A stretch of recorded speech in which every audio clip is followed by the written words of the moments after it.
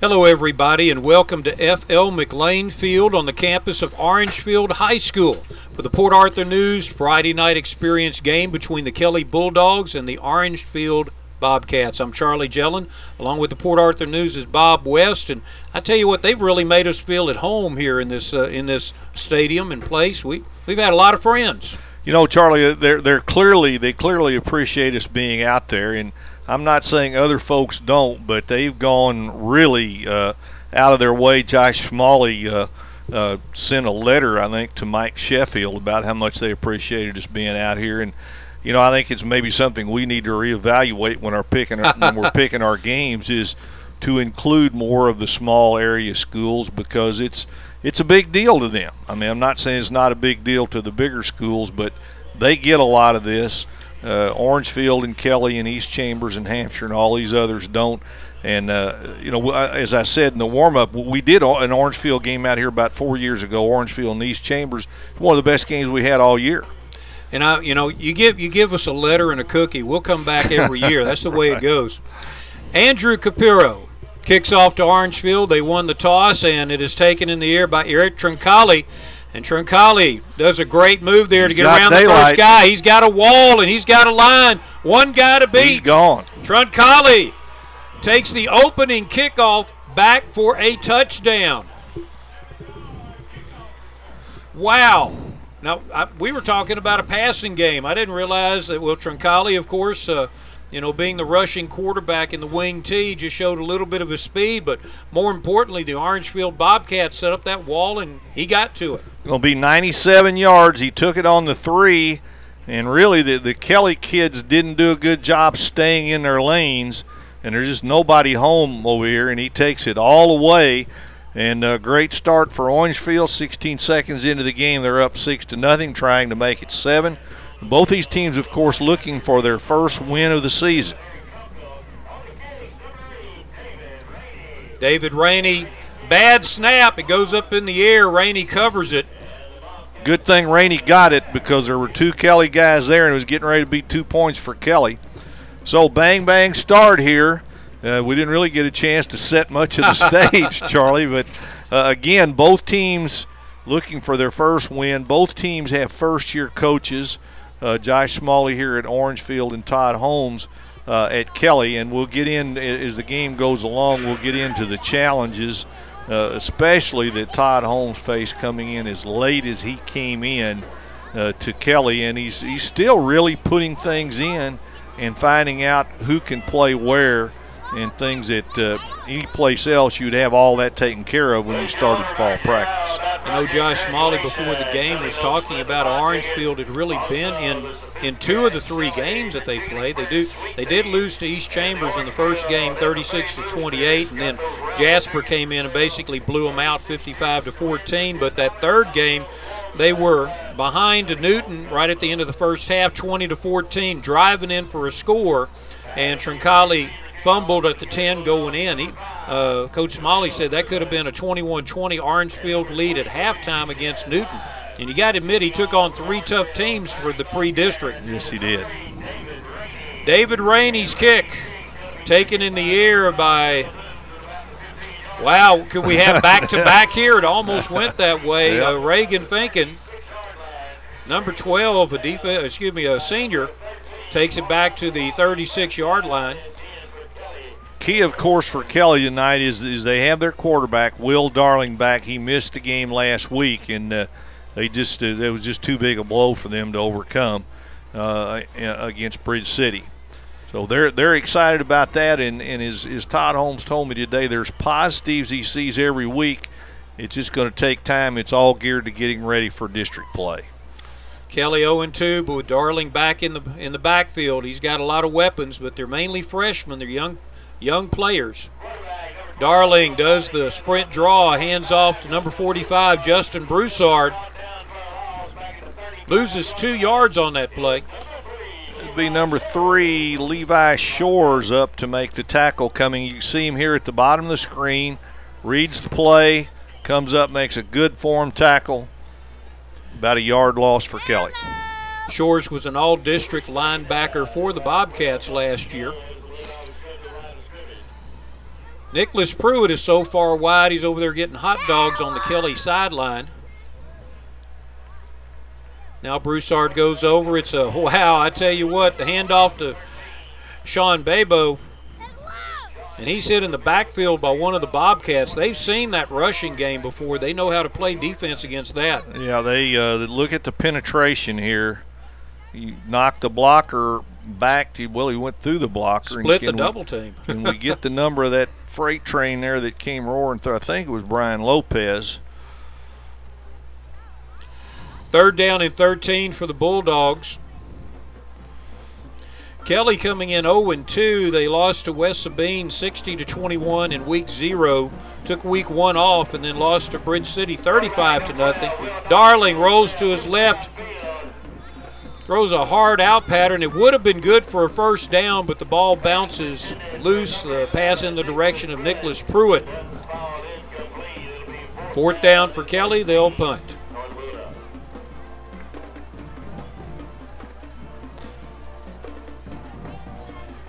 Andrew Capuro back in tight punt formation.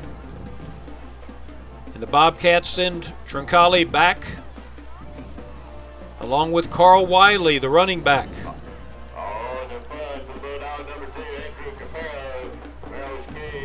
Wiley's just going to let it bounce. Troncalli kind of stepped forward like he was going to block. And that'll be the ball down to the 25-yard line. Bobcats 1st and 10. We'll take a commercial break. It is 6-0. Orangefield. We'll be back in just a moment.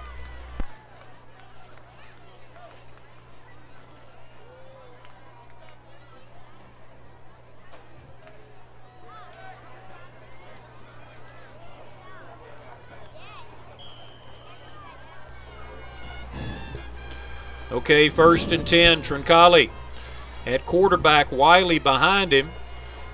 Here comes that wing tee, Bob. It's your grandfather's offense, Charlie. Wiley with the ball off right tackle. You know, option football used to be the end-all, be-all at every level. Well, not the NFL, but college and pro football, different forms of the option. This is the basic option game. And it's tough when you don't see it a lot to get your players to play assignment football. You got to be responsible for certain guys and certain gaps. And if you're not in the right place, they're going to break big gains on you. Middle trap there to Wiley. He does a great cutback to get the first down out at the 41-yard line. 10 yards on the play.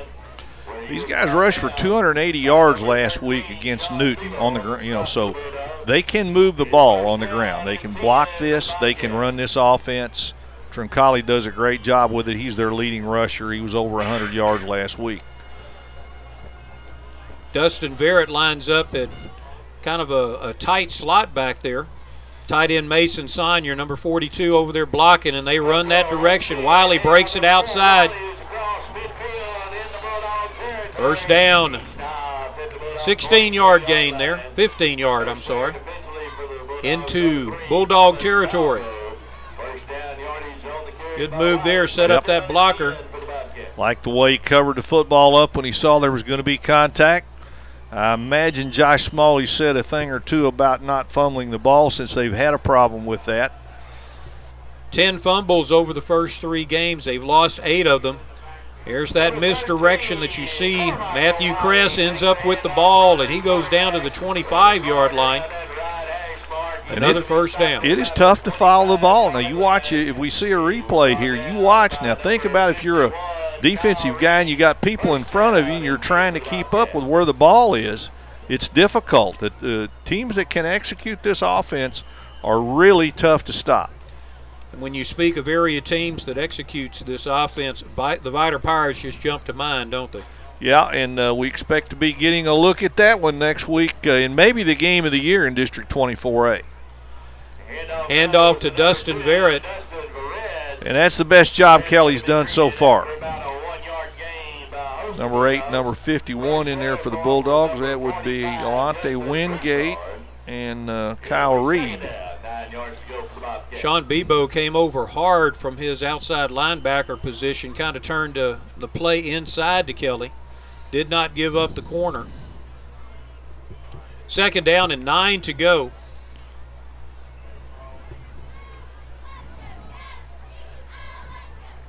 Troncalli hands off to his fullback, Tyrone Como. Gets to the 20-yard line. And a good play there by Justin Broussard defensively for the Bulldogs. And a hurry-up offense here after a 4-yard gain, 3rd and 5. They come out in a tight slot formation, and they're running student body to the left. And Kelly was ready. Captain Dustin Selman, senior running back, ended up with the ball, and Kelly stopped him for just a 1-yard gain. Broussard there again. Charlie Haught there for Kelly. So the first, it's 4th down coming for Orangefield, and obviously 4-down territory. They'll go for it. This is really a big, big play. I think it's early in the game, maybe too early to say big play, but for Kelly's defense, this is huge. Troncalli keeps the ball, and he's going to score a touchdown from 19 yards out. Nice fake by Troncalli, pulled the defensive end, sucked him in. Now watch the fake. Plus there's a good block on the corner, and then Troncalli does the rest of it with his feet. Bobcats on the field for the point after attempt on the hole. Number 7, Aaron Trunkle. On the kicks, number 8, David Rainey. David Rainey's kick. A little bit wide right. It's 12-0 with 6:54 left in the first quarter. We'll take a commercial break and be back in just a moment.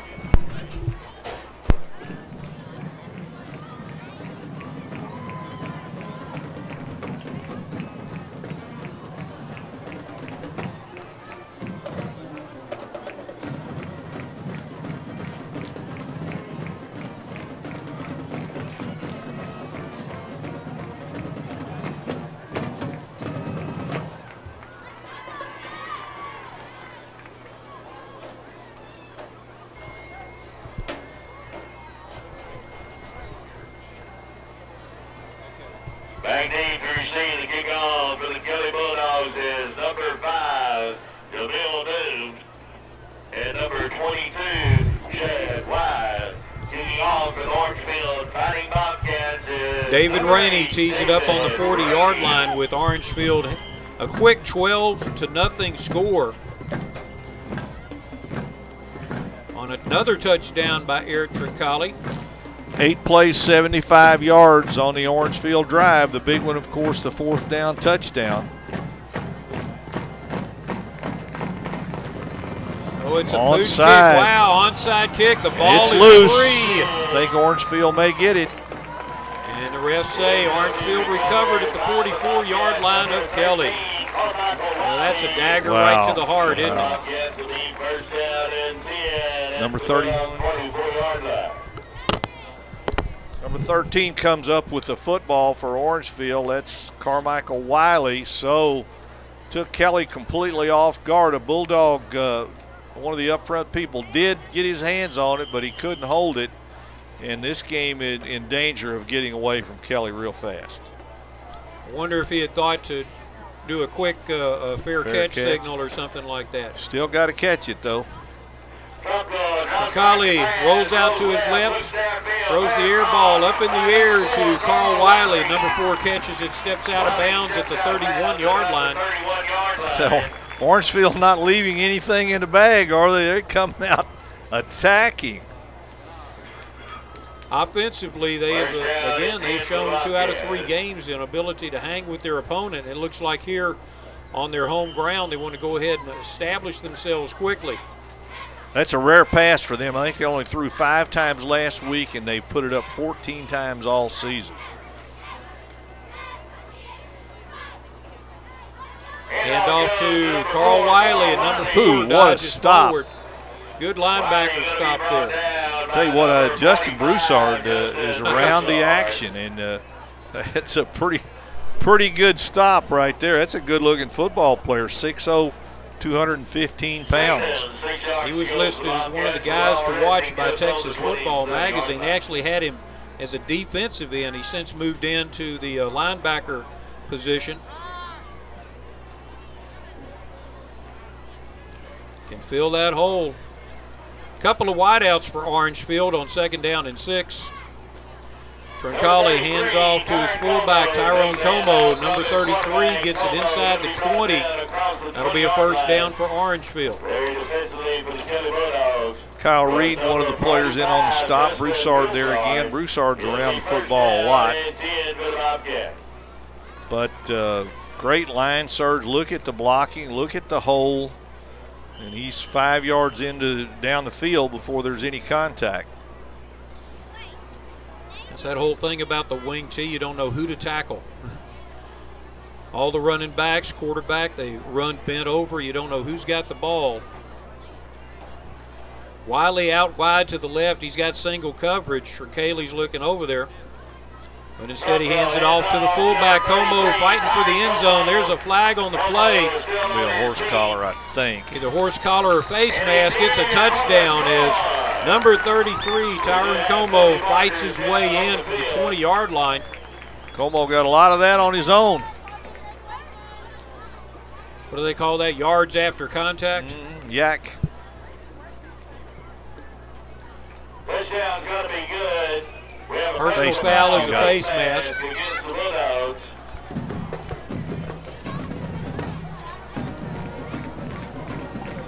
Watch the 2nd, 3rd, and 4th effort here. Here's the face mask. Backing in from the 5, and his offensive lineman pushing forward. His knee never touched. Well, a little strength there. So Orangefield obviously will go for 2 here. They've not. About the only thing they haven't had any success on tonight is points after touchdown.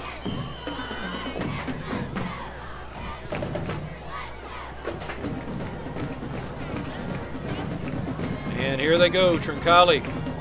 One wide right, 3 receivers. There's that cross pattern. Wiley takes it in for the 2-point conversion. Orangefield 20-0 with 5 minutes, 25 seconds left in the first quarter. We'll be back with the kickoff in just a moment.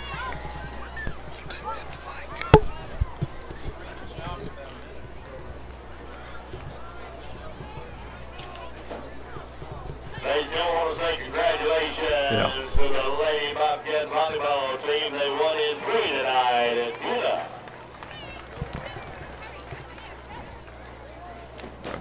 I don't remember seeing.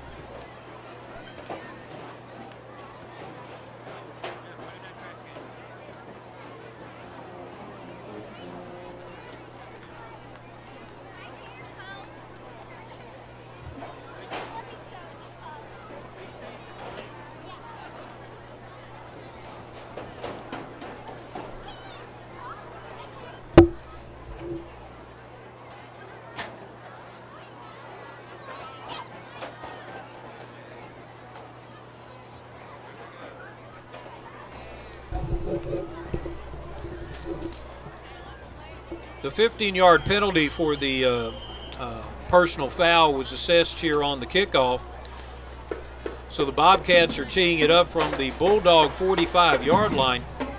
Kelly's run 3 plays and they're down 20-0. Tough way to start a ball game, especially when you're a struggling team under a new coach. Rainey kicks it away. It goes into the end zone and through. So the Bulldogs will have it out 1st and 10 at the 25. I tell you, that's it's tough for Kelly the way it turned out as far as the start goes. They have the ability to come back if they can get their passing game going, but so far the Orangefield defense has stuffed the run. Well, you don't know much about what you can do when you've only run 3 plays. You've always got to figure out what the other team's doing defensively, and the more plays you can run, the better feel you got for what's there against that defense. So they've got to make some first downs. They've got to run some plays, make some first downs. Will Darling out of the pistol formation, hands off to Shad Wise. And the senior goes forward for, looks like about 7 yards. Yep, that's a positive play right there. Well blocked on the left side. Wise steps up in there, gets nice first down yardage. 2nd down and short. Bulldogs trying to establish themselves. Again from the pistol, this time with the halfback on the right side, the wide side of the field. Darling looks over the defense.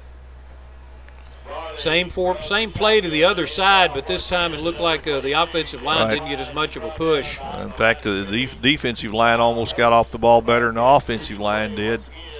And so that's going to put them in third and a little long 4.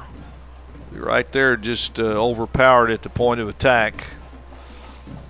Ian Putnam, number 66, shooting in the gap from his linebacker position. Also Carl Wiley. A lot of two-way players here on both of these teams, taking advantage of the skill position. Put your best 11 out there.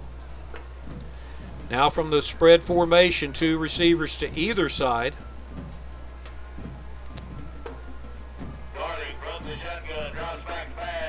Darling looks deep. He's got a little bit of a gap. He's going to have to hurry to get to the first down. He does. Stepping out of bounds at the 40-yard line. That'll be a first down, 9-yard gain for Darling. Darling showing us a little athleticism here. Gets his drop, looks, nothing there. Tucks it down, puts on a little burst, gets him a first down. Kelly really needed that first down. Darling's got some pretty good bloodlines, Charlie. His uncle, Mark Petkazik, was a major league pitcher. Pitched for the St. Louis Cardinals. 2 receivers again to either side out of the pistol.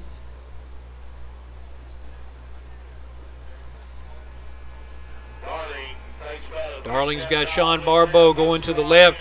He scrambles again, but this time he is met by Levi Shores at the 40-yard line, no gain. He was looking left flat. Whether it was a screen set up or just the tailback flaring, I guess that's what he just didn't feel like that was there for him. Don't want your quarterback having to go up into all that defensive mess too often.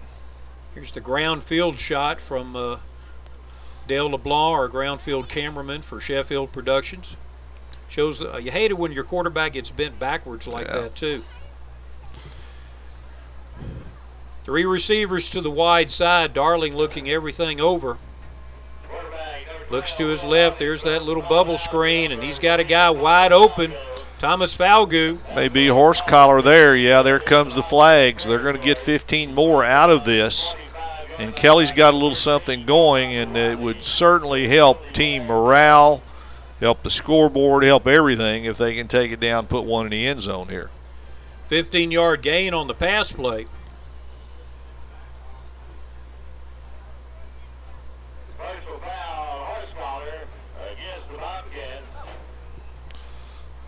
That's the same signal I give my secretary at 3:30. I'm taking this tie off. That's my version of the horse collar. First and 10 for the Bulldogs at the 30-yard line. Obviously Kelly's deepest penetration of the night. Got a little something going. Now can they finish it off? Same formation to the other side. Darling Rose to his left. He looks deep, but he's got an alley to his left-hand side. Does a little stutter step. Careful over there, 23. He'll get a flag. I didn't know if he was trying to hold him up or what. And he didn't. And he didn't throw him down hard, and that's probably why there wasn't anything happening there. An 11-yard gain to the 19-yard line. First down. You'll be able to get a good view of it here. Just kind of set him down easily. Oh, Darling making things happen with his arm and his feet. Same formation. Has the pistol back behind him if he decides to hand off. You know, there are multiple offensive rushing weapons. Here he hands it off to the pistol back. Number it's 13. Loose. The ball's loose. Sean Barbeau. And a fumble recovered by Orangefield. Wow, that's tough for Kelly. They needed to put this one in the end zone. Right there. Ball knocked loose. Didn't see who got it. It was knocked loose by Levi Shores.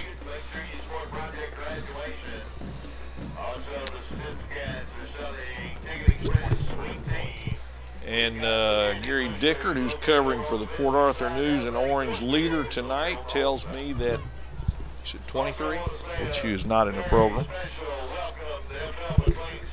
So he'll remain a mystery until we can find out his name.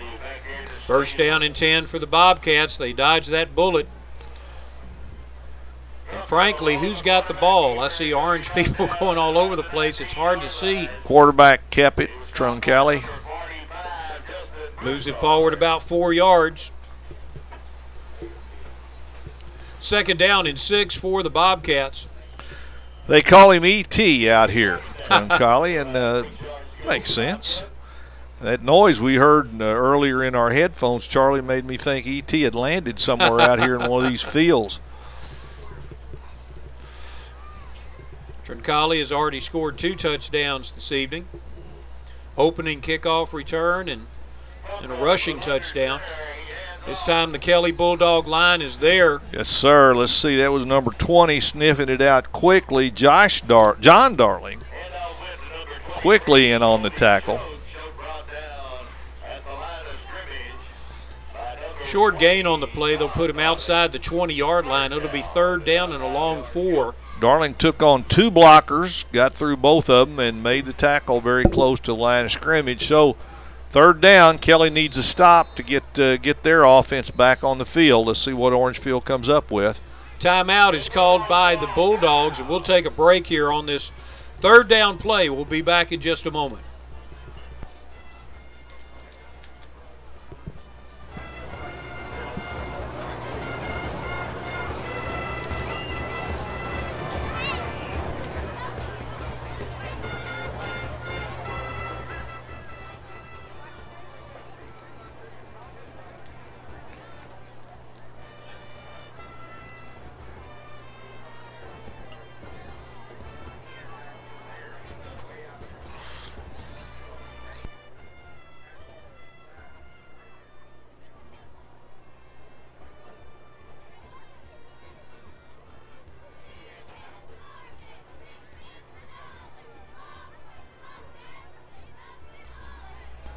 The Bobcats are back. They're ready to run this third down game, and we'd like to give a big thanks and shout out to the Orangefield Booster Club. They provided food to the trailer down there. We might not get any more talking from them for the rest of the game. Well, we've been doing this a long time, and that doesn't happen often. I think that we've had a pretty good situation in the past at Nederland with was it Eaton Meats? Yes. But to deliver to the truck, that's pretty special. And we appreciate you folks in the Orangefield Booster Club. Third down and 4 to go, and running back gets across the 25-yard line. He'll get that first down, but he'll get it the hard way. Reckon those guys in the truck, well, let's see, we're going to take a look at it again. Just a little power football here. Hand off to the fullback. Good forward lean there, yep. Gets it to him. David Nunez trying to get him down. Charlie, you reckon our friends in the truck told him that, hey, there's 4 guys up there in the booth that would probably like some of that food too? We'll talk, I'm sure. I don't know. They might not be listening right now. But again, very, very thoughtful on the part of the Orangefield Booster Club. Setting a very high standard that we will remind other booster clubs about. Deep snap this time goes to Carl Wiley. Handoff from Troncalli. Keeps his feet moving and turns it into a pretty good first down gain.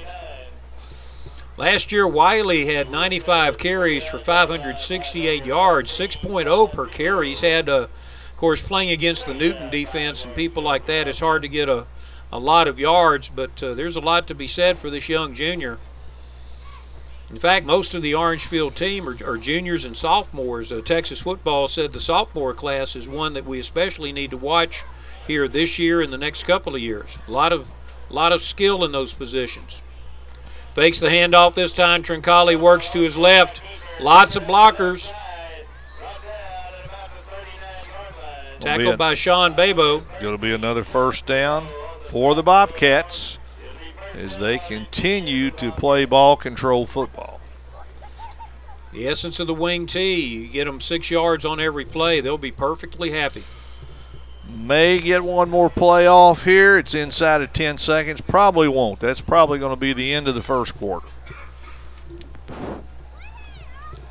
Well, for the Port Arthur News Friday night experience, we've got one quarter in the books. The Bobcats jumping out quickly, 20-0 over the Kelly Bulldogs. We'll be back with the second quarter in just a moment. Once again, ladies and gentlemen, remind all of you now about the music boosters located over on the visitors side. We got the athletic boosters located right here on the home side. Got split the pot tickets going around. Help support Project Graduation. Also, the Orangefield FFA Booster Club selling raffle tickets. You got 36 chances to win for $10. And the Sophisticats are selling tea for $1 a glass. Also, I want to remind you now about Drive for Your School. The countdown is on October the 6th, 2012 from 10 to 2 at David Selford on Green Avenue in Orange. It is Drive for Your School. This event is the sponsor, Orangefield High School Sophisticats. As we start our second quarter, the Port Arthur News Friday night experience would like to thank our corporate sponsors, BASF Fina Petrochemicals, Lamar University in Beaumont, the Medical Center of Southeast Texas, Lamar State College, Port Arthur, Community Bank of Texas, Market Basket, Motiva Enterprises, 5 Point Community Federal Credit Union, and Mike Fulgens at United Coin and Bullion. And believe me, if those folks didn't step up like they've done for years, most of them, we wouldn't be doing games like this. Motion to the wide side of the field, and they give it to the right halfback. He gets 8 yards on a well-designed play. Again, you don't know where the ball is going to go. Number 4 could have had it. The right halfback could have had it. Troncalli could have kept it and run the option around the right-hand side. I think sometimes you wonder, only the offensive linemen know who really has the ball. And if Troncalli was able to run the option, he could hand it off to any one of those guys. And he does a good job running this offense. I've really been impressed with his ball handling. Carl Wiley works it around the right side, puts his shoulder down, runs over one Bulldog. There's a flag at the very end of the play. First down to the 37-yard line of Kelly. Wiley's a pretty tough runner here. Now watch him. He turns the corner. Right there he puts his shoulder down, takes on another tackler, and it's going to be a late hit on Kelly. So another major penalty here. That's Kelly, the third one we've seen. Right, Kelly's hurt themselves with some penalties. Kelly's defense seeking to regroup. Talking about our sponsors, Charlie, we've got some great sponsors that have supported us for years. And Mike Fulgens with Universal Coin and Bullion has close ties to Kelly. And I just appreciate Mike so much because in the past, when we've needed something, we go to Mike. The guy is so much for kids. All right, we're going to get back to the play-by-play here. But I do want to say, anytime you go to Mike Fulgens with something to help kids out, he is quick to step up. He's a special guy, and Mike, we really appreciate you. Carl Wiley gets close to the 20-yard line. Push sideways there. Second down, 10 to go. Again, the essence of misdirection. Double wing now. Sweep to the side. There, I tell you what, there's a great play there. Charlie Haught comes through, makes a play behind the line of scrimmage. One of the few minus plays for Orangefield tonight. Carl Michael Wiley is going to end up with this ball, the motion back, and you can see there, Haught just goes through and sees the ball in Wiley's hands, takes him down. And a real rarity now for Kelly, or for Orangefield, 3rd and long. 3rd and 13. Will they put it in the air? One of the few times they might. Doesn't look like it out of that formation. Wiley goes in motion. Lateral. They do the quick pitch to Carl Wiley. He's got the corner. Knocked out of bounds, though. He will not get the first down, but he does get about half of the distance back. And I think that tells you how Orangefield wants to treat it. They're just treating it like 4-down territory. Little shovel pass type out there. He gets the corner, gets him about 6, like 5 maybe. So David Rainey, the kicker, comes on the field. It's putting the tee down at the 25-yard line from the left hash. But Eric Troncali is the holder, and that means everybody needs to be aware of the possibility of a fake. A fake is in play. The kick is up. The referees say it went through. 3 points for Orangefield. It went through with some to spare. I'm impressed. That kid's got some leg. David Rainey, the senior kicker. 35-yard field goal increases the Orangefield lead to 23-0 over Kelly. We'll be back with the kickoff in just a moment.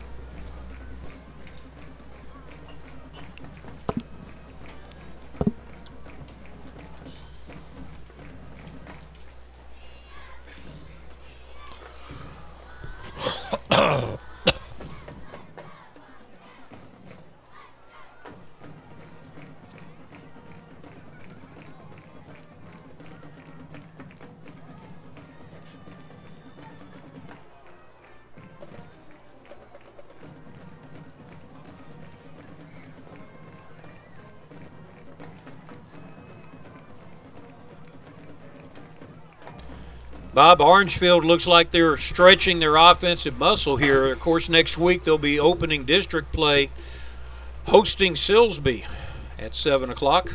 That is such a tough 3A district, Charlie. Whoa.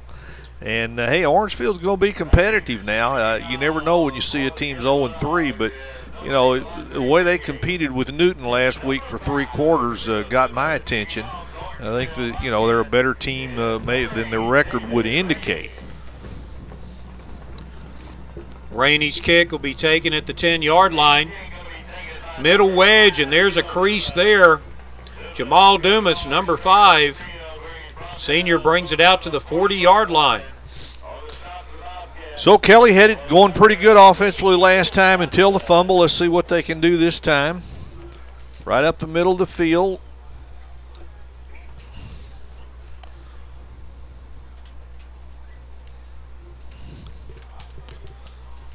Nice return for James Dooms.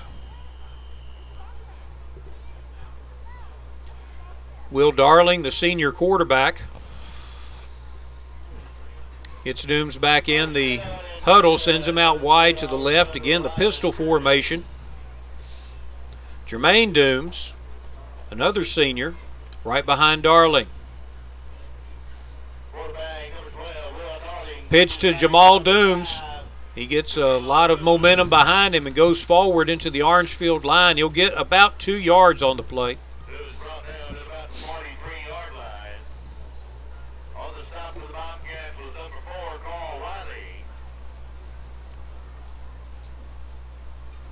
Pulling a guard and 2 guards there. Wasn't much outside there for Dumas. Second down now. They're using a lot of the play clock. Well, they just set the ball there. I was thinking during that whole replay the play clock was running down, but they just put it in.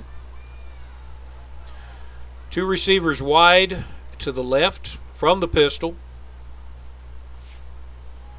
Darling looks to his left. There's a great pass. That's a hard-thrown ball to Alante Wingate. Number 8 gets it to the 40-yard line, and that's the passing offense we expected from the Bulldogs. A lot of zip on this football. It's a good throw. And a nice stutter step gets him away from defensive back Carl-Michael Wiley. Got him an extra 10 yards.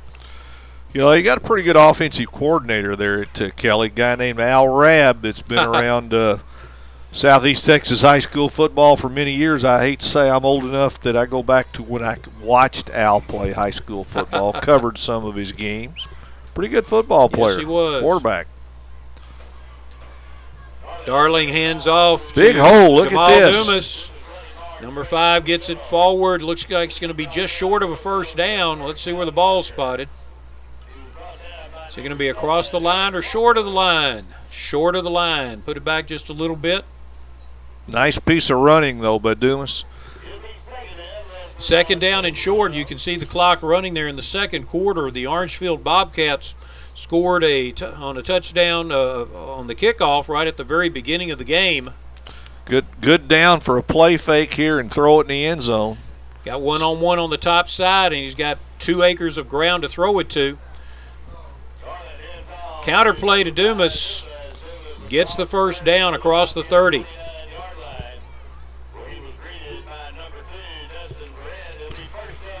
Jamal Dumas working out of the pistol. They try a little counterplay there. He doesn't really follow his blocker, but he gets the first down.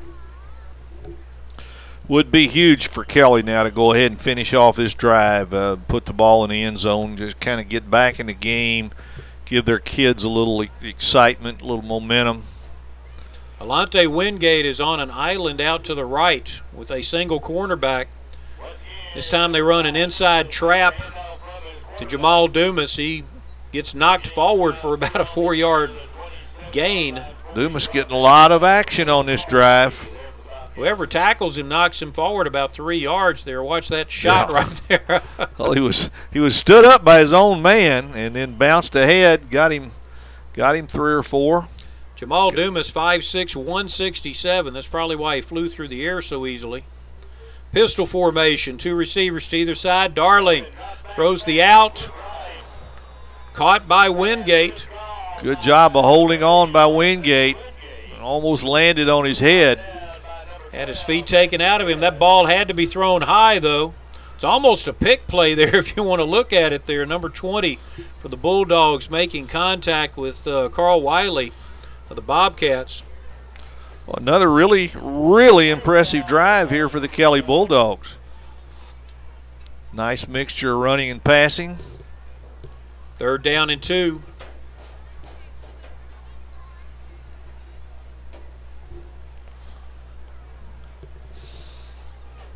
This time Nick Pruitt comes over to the left. He's by himself. The cornerback's pretty much ignoring him.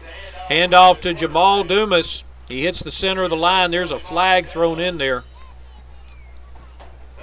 Does not get the first down, and that flag's thrown by the guy who usually likes to call offensive holding. Either going to be holding or face mask, and I think it's probably going to be holding. Offensive holding called against the Bulldogs. That's a tough one for Kelly. See if we can catch the hold here on the replay. Yep, stuck out an arm there to impede the tackler.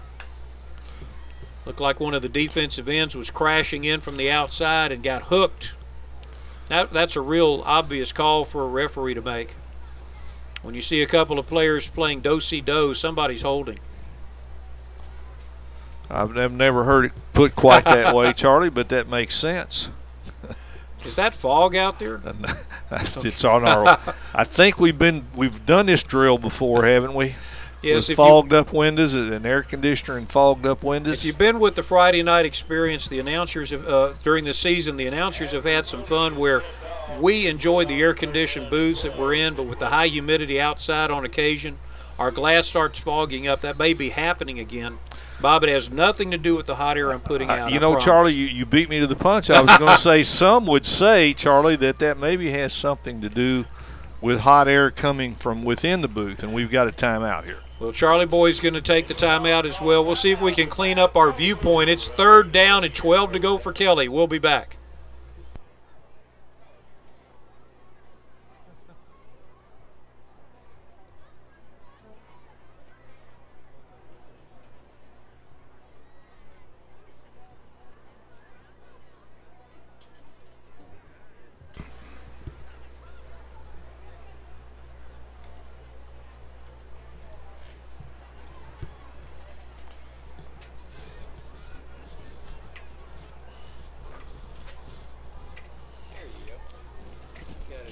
That's what you brought that old hat for. That's why I left it. So there. You want me to talk about your hat now?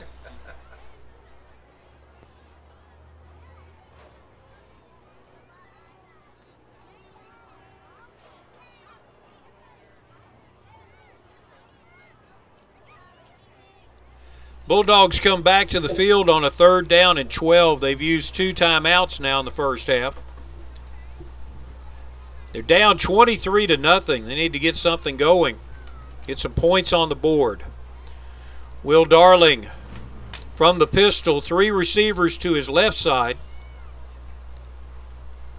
Tight end to his right. Those guys outside have single coverage. Darling throws the slant, caught. First down, Thomas Falgood, number 3, gets down to the 15-yard line. Boy, Kelly split receiver on the right side. We see it again. It looked to me like he got out of there a little quick. Did you see that? Look like he took a step. Yeah. Right there in the middle of that big zone there. Falgood catches it. No flag, though, and a huge first down for the Kelly Bulldogs. Good timeout there, called by Todd Holmes. That's a good offensive placement, use of a timeout. If they could get out of the first half 23-7, it would be just a big momentum builder, I think, on their behalf. Senior Will Darling does a pitch over to Jamal Dumas. Number 5's in trouble immediately in the backfield. Bobcats are all over that. That was sniffed out very quickly. And again, that's the guy who we don't have his name, the one that recovered a fumble, number 23. Coming from the backside, locks it up and takes him down. Ended up with a football, too, as a matter of fact. Yes, he did. Loss of 2, second down and 12. From about the 17-yard line, this time a little bit of misdirection on the Bulldog part from their offensive set. They're moving people all around, trying to get things into single coverage.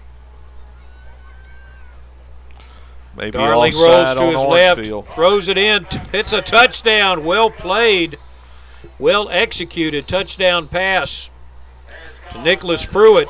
But let's wait and see. There's a flag on the far side. I think it's offside on Orangefield, but I think it was John Darling on the reception. You're right. John Darling with the play.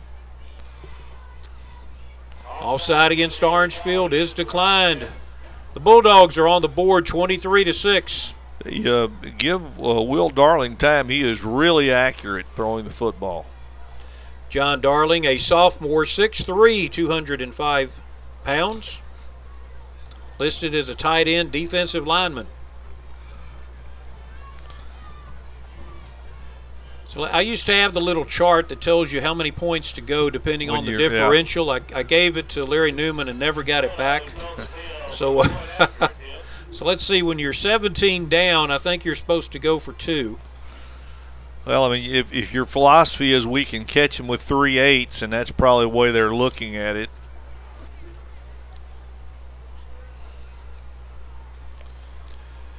Wide receivers are very wide. They're out almost to the end zone.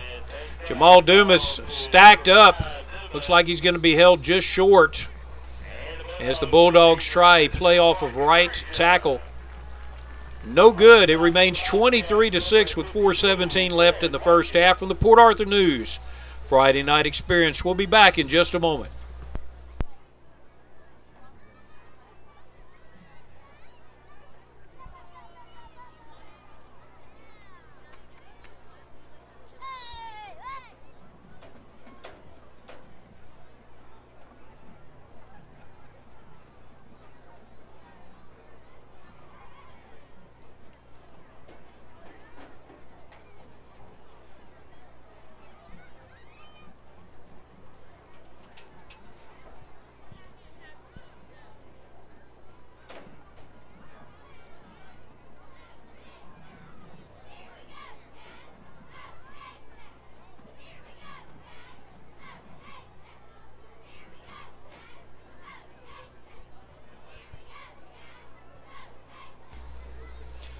Kelly Bulldogs have cut the Orangefield lead 23-6.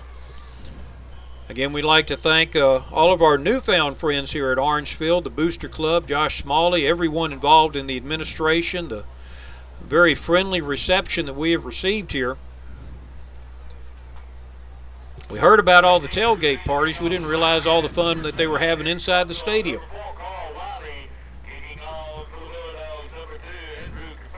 Andrew Capurro kicks off. And he's got a Carl Wiley's got another wall. They're going to do it again. It appears on their kickoff returns. He cuts back, runs out of 3 tackles. One got to beat. Touchdown, Carl Wiley. Well, that's a downer for your momentum. When you get on the board, you feel like you get back in the game, and then boom, they run it right back on you. 2 kickoff return touchdowns tonight. Okay, Wiley picks it up at the 6, so this is going to be 94 yards for Carl Wiley. I thought there might have been a block in the back or something like that, but no flags anywhere on the field. Both times Orangefield has run that wall to their bench side. If I was back in the scouting job, I would note that and tell my head coach, hey, make sure you put an extra guy over there on that side, because they always seem to run the returns to their bench.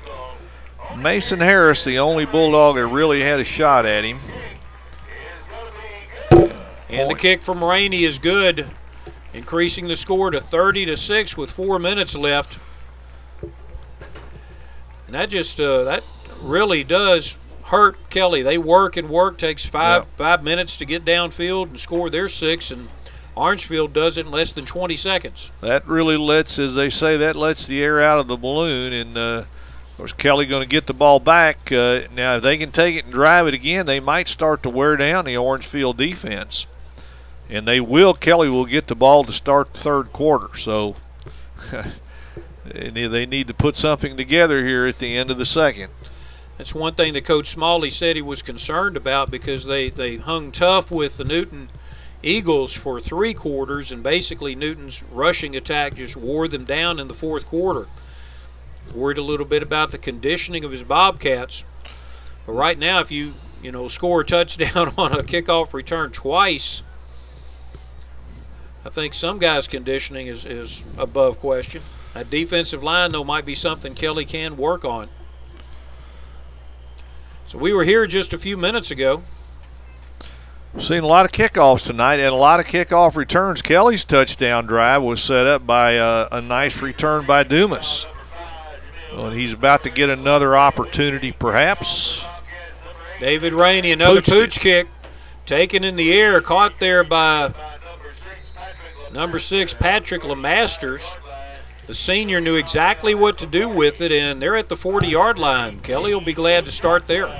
Well, kicking game done a lot of damage to Kelly. 2 kickoff return touchdowns and an onside kick recovery. Kelly's also lost a fumble, so a lot of numbers that are hard to overcome.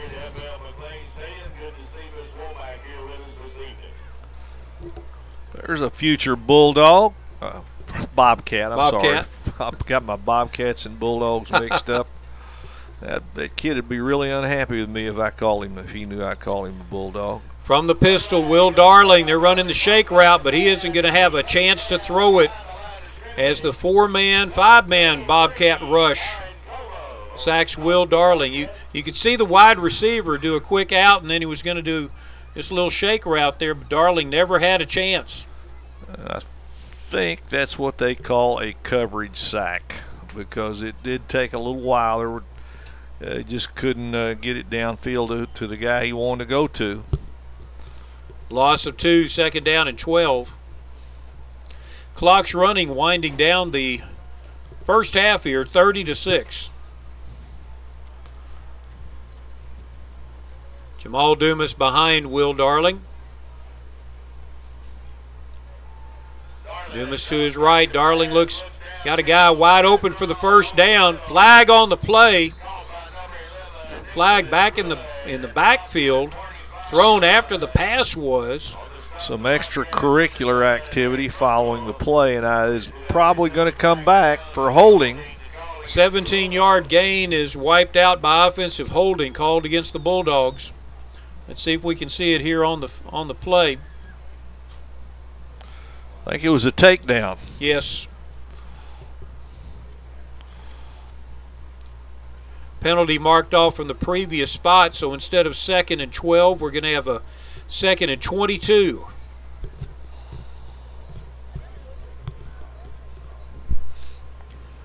Bulldogs have 3 shots really to get it, with the clock going down inside 3 minutes and down 27 points or 24 points. Bulldogs know they need to get something on the board right now. Darling rolls to his right. puts it away, gets away from the cornerback, slides down after a 5-yard gain.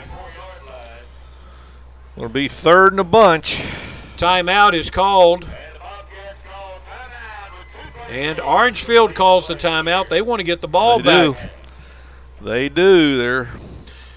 I'll take this opportunity. I've got a couple of notes here that were given to me by Robert Reed, assistant principal at the Kelly Bulldogs. You and I both know Robert. Yes, sir. Good guy. Very nice guy. He wanted to pass this on to the fans. The award-winning Kelly Dance Force is going to be going to the 2012 Champs Bowl. The Kelly Dance Force has received an invitation and will be performing at the Champs Bowl game in Orlando.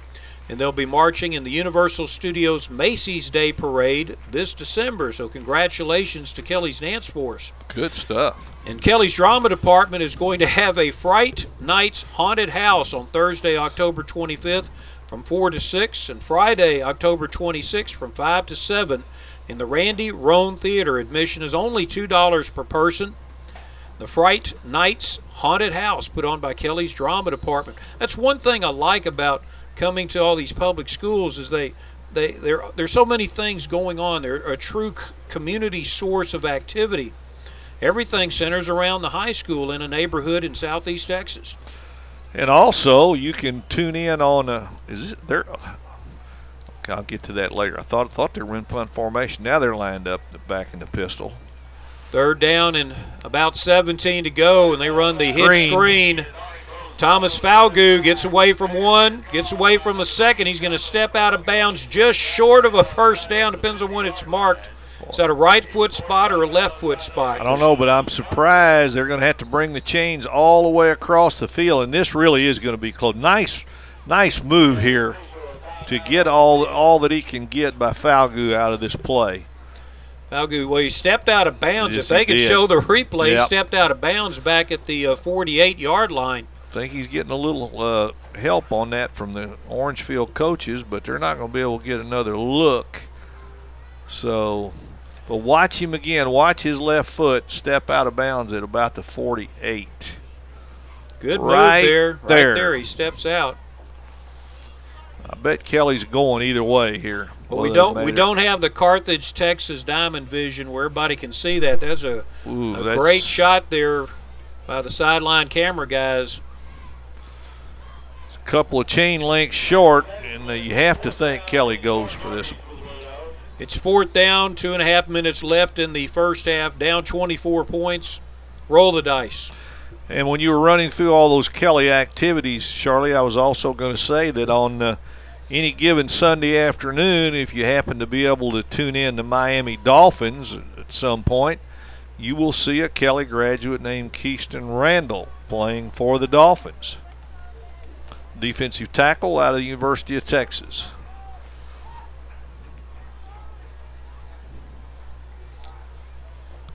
Bulldogs bring it out. I've heard this formation called the loaded pistol because you've got a halfback to the right of the quarterback. So they have a permit to run that, Charlie? CPA, yeah, perhaps. Forward lean gets it for Dumas. He gains about 2.5 yards on the play. First down for Kelly inside Bobcat territory at the 48-yard line. Jamal Dumas using all 167 pounds and forward lean to get that play.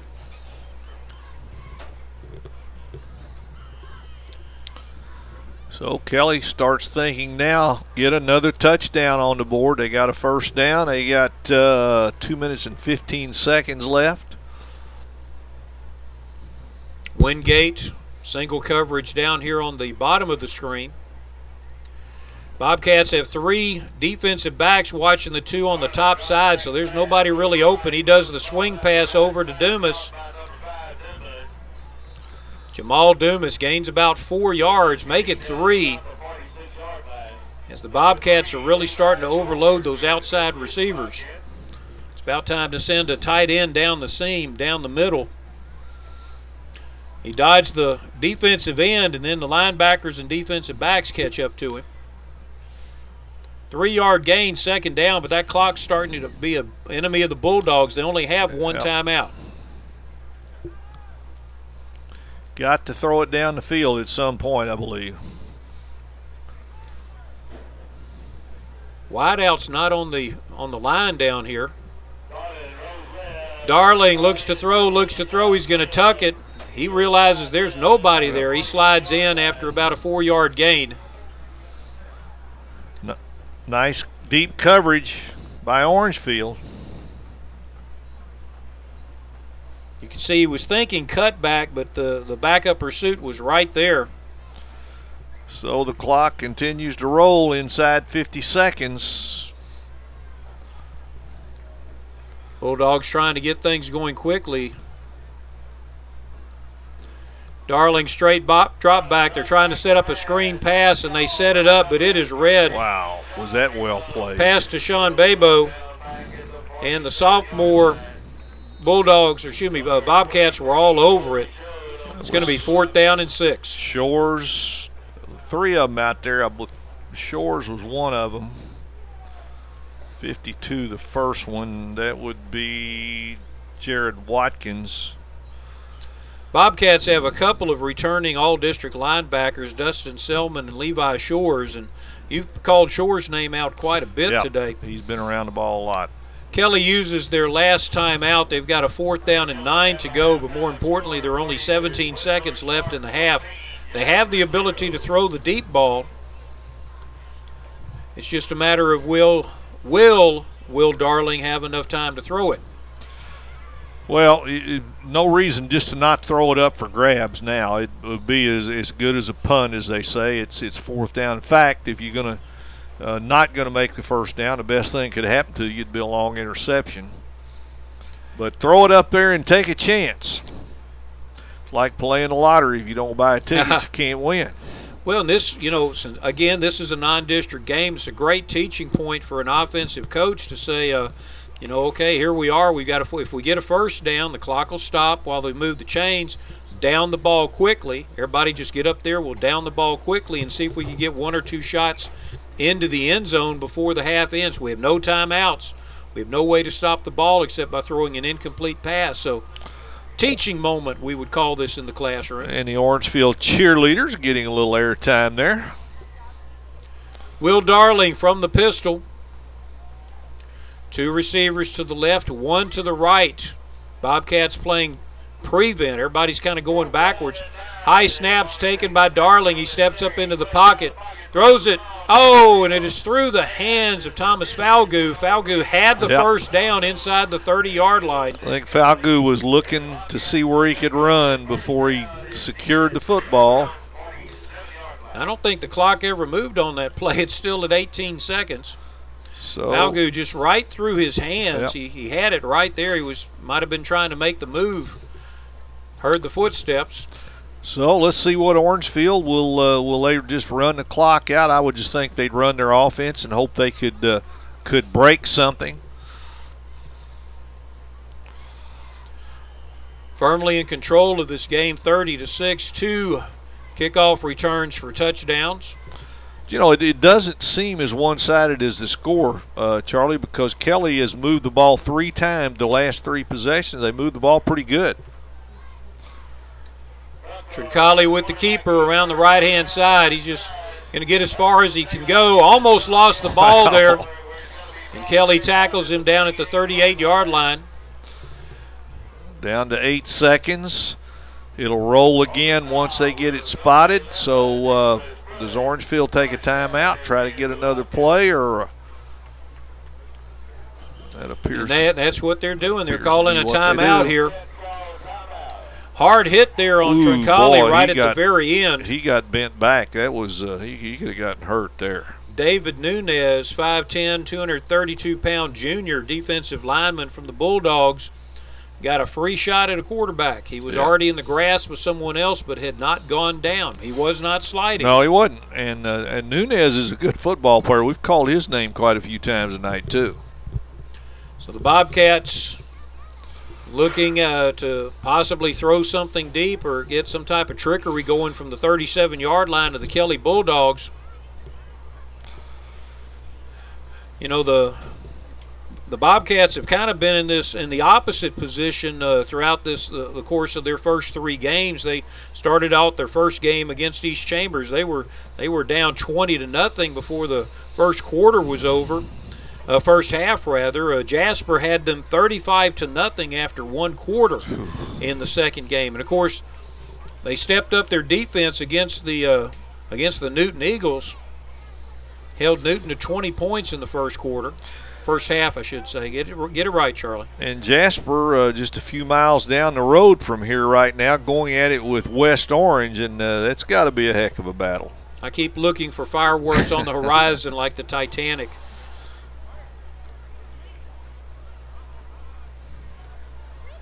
Troncalli, they're overloaded the right-hand side, the short side of the field, and they're just going to hand it to the fullback. And Wiley gets knocked out of bounds at about the 21-yard line. Well, they keep getting closer. They're gonna have one more play. That's 2 big gains running the ball. Now, though, I think they're going to have to throw it to try to score.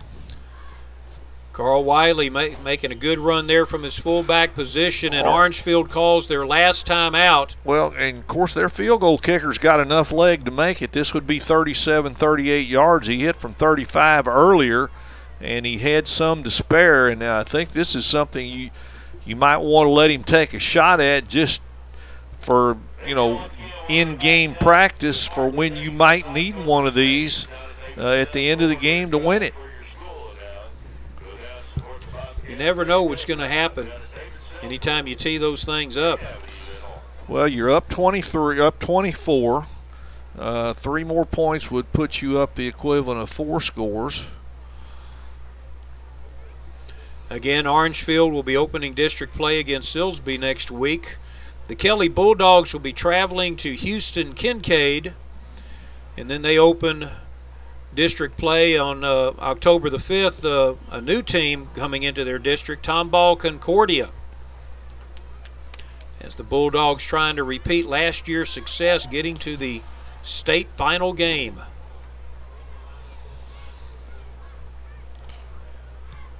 And if Falgout had held on to that pass there, that 4th down pass, if they've been able to maintain possession when they appeared to be going in for a score earlier, that takes away 14 points and adds 14 to the Bulldogs.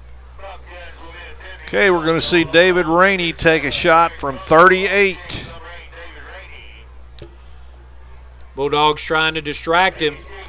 It's a high kick, and wow, I tell you what, he nailed it from the right hash. He got it. That's good stuff. That looks to me like it's just about his range, maybe 39, but he's 2 for 2 between 35 and 40. So this 38-yard field goal by Rainey ends the scoring for the first half. It's 33-6 for the Port Arthur News Friday Night Experience. I'm Charlie Jellin along with Bob West, and we're going to toss it for our halftime score update. Back to the Fox 4 studios with James Ware and Nick Canisalis. Guys, take it away.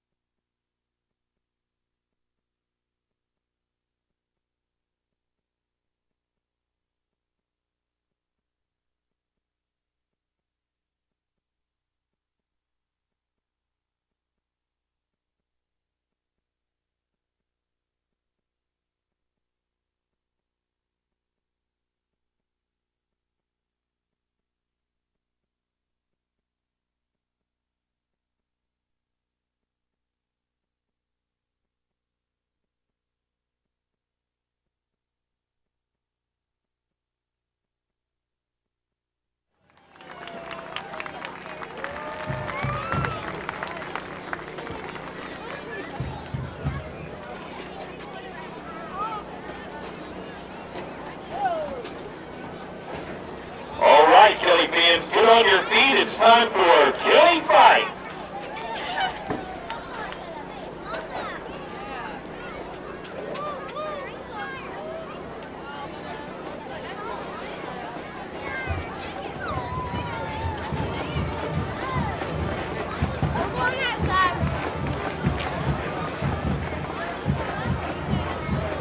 On behalf of Kelly High School, we thank all of you for your attention this evening.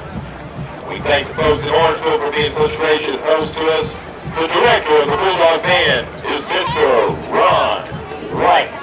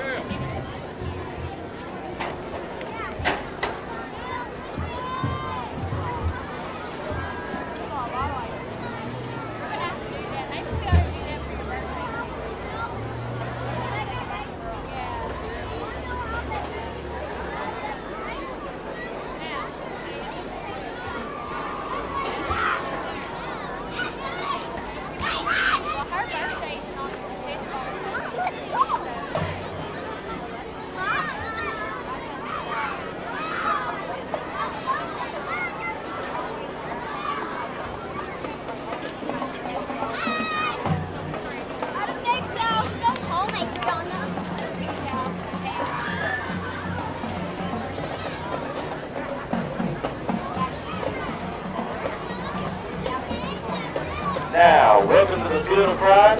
Is Pride of Bobcat Land, the award-winning Sophisticated Drill Team, and the Bobcat Pride Marching Band. The band is under the field direction of drum majors Jake Quarles and Jacob Buckley. The color guard captain is Sidney McCarver.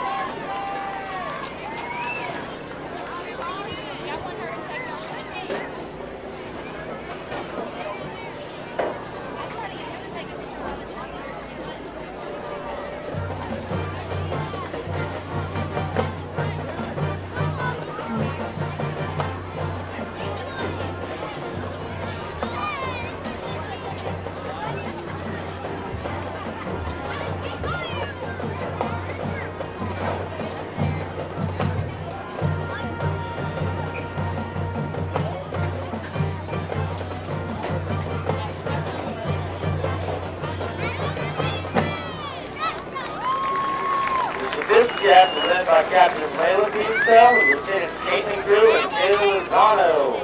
Sophisticat of the Week is Stacy Wilson. Directors for the Sophisticat are Jill Morris and Suzanne Ogden. Here's their version of Van Morrison's Brown Eyed Girl.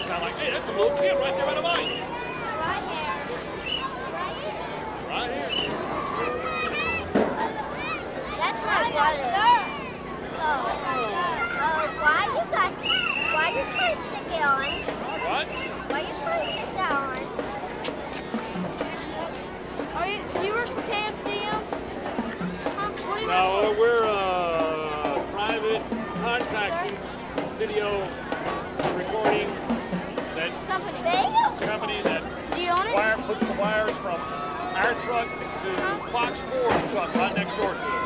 Can you take a picture of me? What? Picture of you? Right now they're not recording. Although this is going live on the internet. Okay. Please. And on YouTube. Sir? And on YouTube. Oh, can you take a picture? It's not on. They're only using 2 cameras up on top for halftime. Well, then how about later? Can you take a picture? Hey, sir, would you like a free glow stick? Would you like a self-fabric? No, it's all right. Band will now perform a gathering of knights.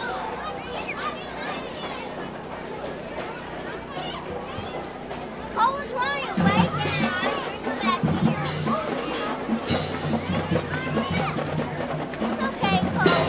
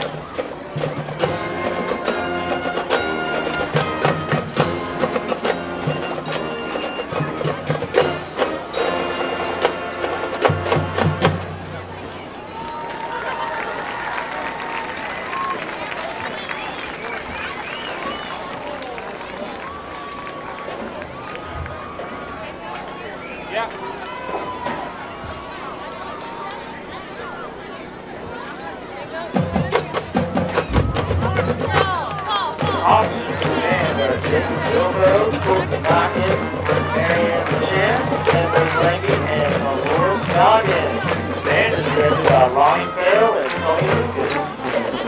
President of the week is Jamie Bolton. One of our members of the week is Christy Dowd.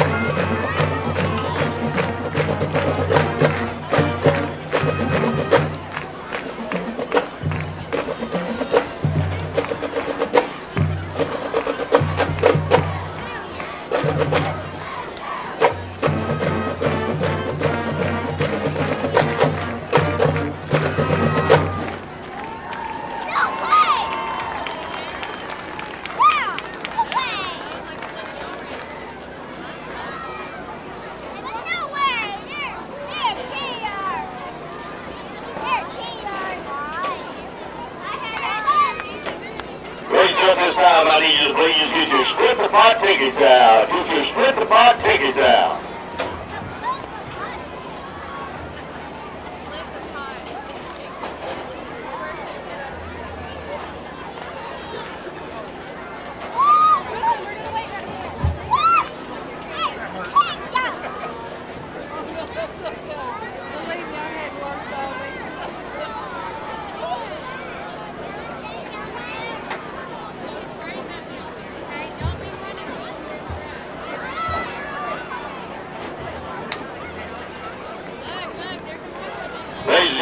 That winning ticket number of Split the Pot, $233 is ticket number 43324. Ticket number 43324. If you'll meet Miss Rainey down at the south end of the press box right here with your ticket, you can collect your winnings.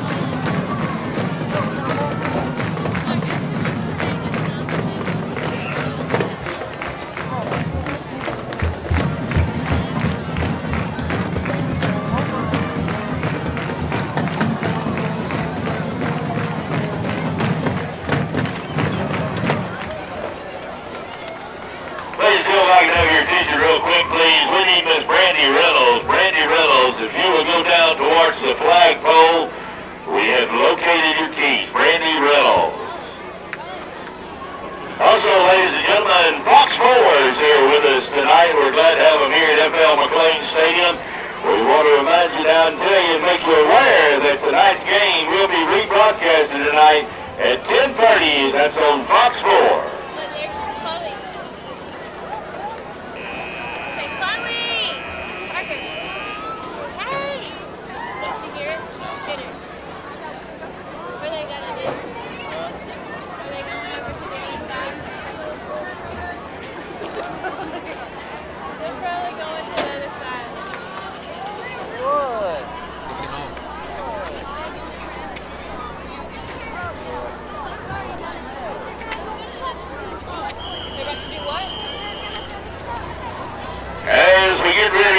Okay, we're ready to start the second half after you get all the sports and score updates here. Orangefield 33, Kelly 6. Bulldogs have moved the ball up and down the field, but only have one touchdown to show for it.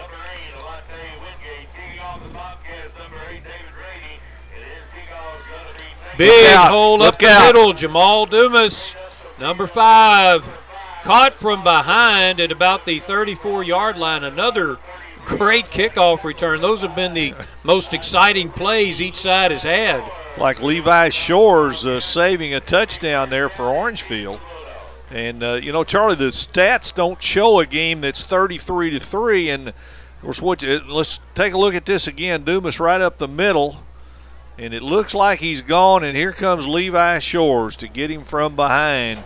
Great starting field position for Kelly at the 33. Back on those stats, Kelly's only been outgained 201 to 146, so you would think it's a 33-6 football game. But 2 kickoff return touchdowns and an onside kick recovery and another lost fumble by Kelly, and that changes the game considerably. The old stop and go caught by Alton Wingate. It's the old back shoulder throw there. Look, taking a look at some of the stats, Trunkale, the big man, obviously, well, actually, he's not the leading rusher. Wiley, the leading rusher, was 75 yards. Trunkale, 48, 4 for 48. Wiley, 9 for 75. For Kelly, the big man, Will Darling, the quarterback, 8 of 10 for 83 passing. Darling also the leading rusher, 7 for 31. Down to the 20-yard line of the Bobcats. From the pistol formation, Darling.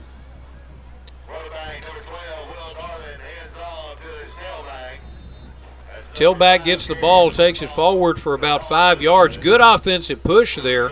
Yeah, Kelly has not come back out like a team that's dragging because it's on the short end of 33-6. They've come back out with some fire, and that's good to see. And again, and I know Todd Holmes is stressed to his team, hey, guys, we're pointing for the start of district play. We got a late start putting our offense and defense in. Just keep trying, keep executing, and we'll try to be ready for district play, and that's what this is all about. Falgout with single coverage to the right. Darling's looking for him.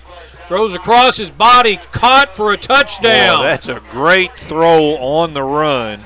John Darling, second touchdown of the game. So Darling to Darling again, and that's a Darling passing combination, isn't it, Charlie? Oh, we could punt. Right. We could punt our way to heaven, probably. I'll tell you what, he delivered that ball on the run. He delivers this ball into some traffic, and his guy got it. Kelly gets 6. It only took him 1 minute and 2 seconds. Those long kickoff returns are really a bonus. They factored into both of Kelly's touchdowns, and of course they accounted for 2 Orangefield touchdowns. And I'm interested to see what Kelly will do next time it kicks off. I'm looking for some kind of squib kick. This is the type of offensive aerial display that the Bobcats were scared about. Flag stopped the play. We have a dead ball foul, illegal procedure called against the offense. So do you continue to go for 2, or do you go ahead and kick the 1? The Kelly kicker was Well, Andrew Capurro was kicking it fairly consistently from outside the 30. Yeah, here's the thing. You're down 21 points, so, I mean, I'd look at it like a 3-touchdown game, try to get it down to 20. I don't know that, you know, you're any better off. I mean, well, you're obviously 1 point better off, 19 instead of 20, but to me, from 7 yards now, it's a more high percentage play to kick for it. They're going to go for 2. And with a passer like Darling, that's maybe understandable. Loaded pistol to the left. Darling rolls that direction. He's going to run the option, and there's no chance there as the center of the Bobcat line shuts him down. So no point after, but they do get the touchdown on the pass from Darling to Darling. And to touch on these team stats a bit, Charlie, it was first downs Orangefield 12, Kelly 8. Rushing yards 184 for Orangefield, 53 for Kelly, but passing yards Kelly was on top, 83-17. That made total yards 201 to 146. Really a close game statistically. The ball control that the Bobcats have shown when they needed to drive the ball. And again, you take away a dropped fourth down pass, a fumble at the 10, and those 2 kickoff returns, and Kelly and Orangefield would be just about even right now. Kicking off from the right hash is Andrew Capurro. They've clearly got to try something different on the kickoff. And of course, there are some rule changes here to protect the athletes during the kickoffs. No running starts up there. Everybody has to get 5 yards from the ball except for the kicker himself.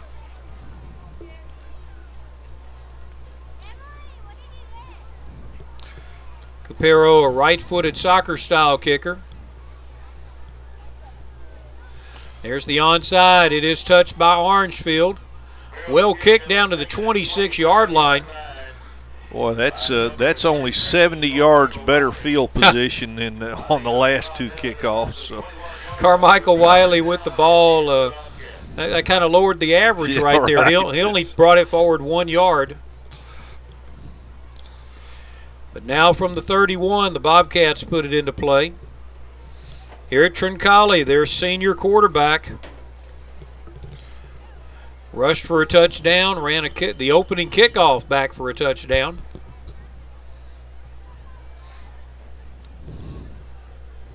From the wing tee with Carl Wiley at tailback. Wiley gets the ball on the power play off of the right tackle. Close to a first down. He just short. It'll be 9 yards. Just came right at him. Double team at the point of attack. Lead blocker going up into the hole, looking for somebody to block. No fakes on that. Just came right at him. Second down and short from their 40-yard line.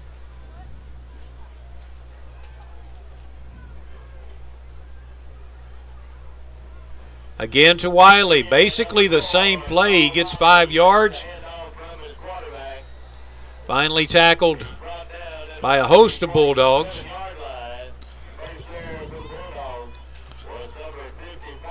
David Nunez there again. He's got to be way up on the tackle charts for Kelly tonight. Been very active. First down for Orangefield.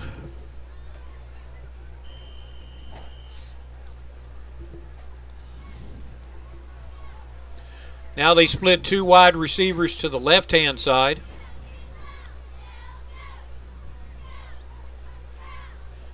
Kelly only sends 1 cornerback out here. He's got a safety kind of watching the inside guy, and it's an option to Troncalli. Flag thrown on the play. Troncalli tries to cut back, but he's hit at the 42-yard line. Got to think this one's coming back. Flag thrown right at the 50-yard line.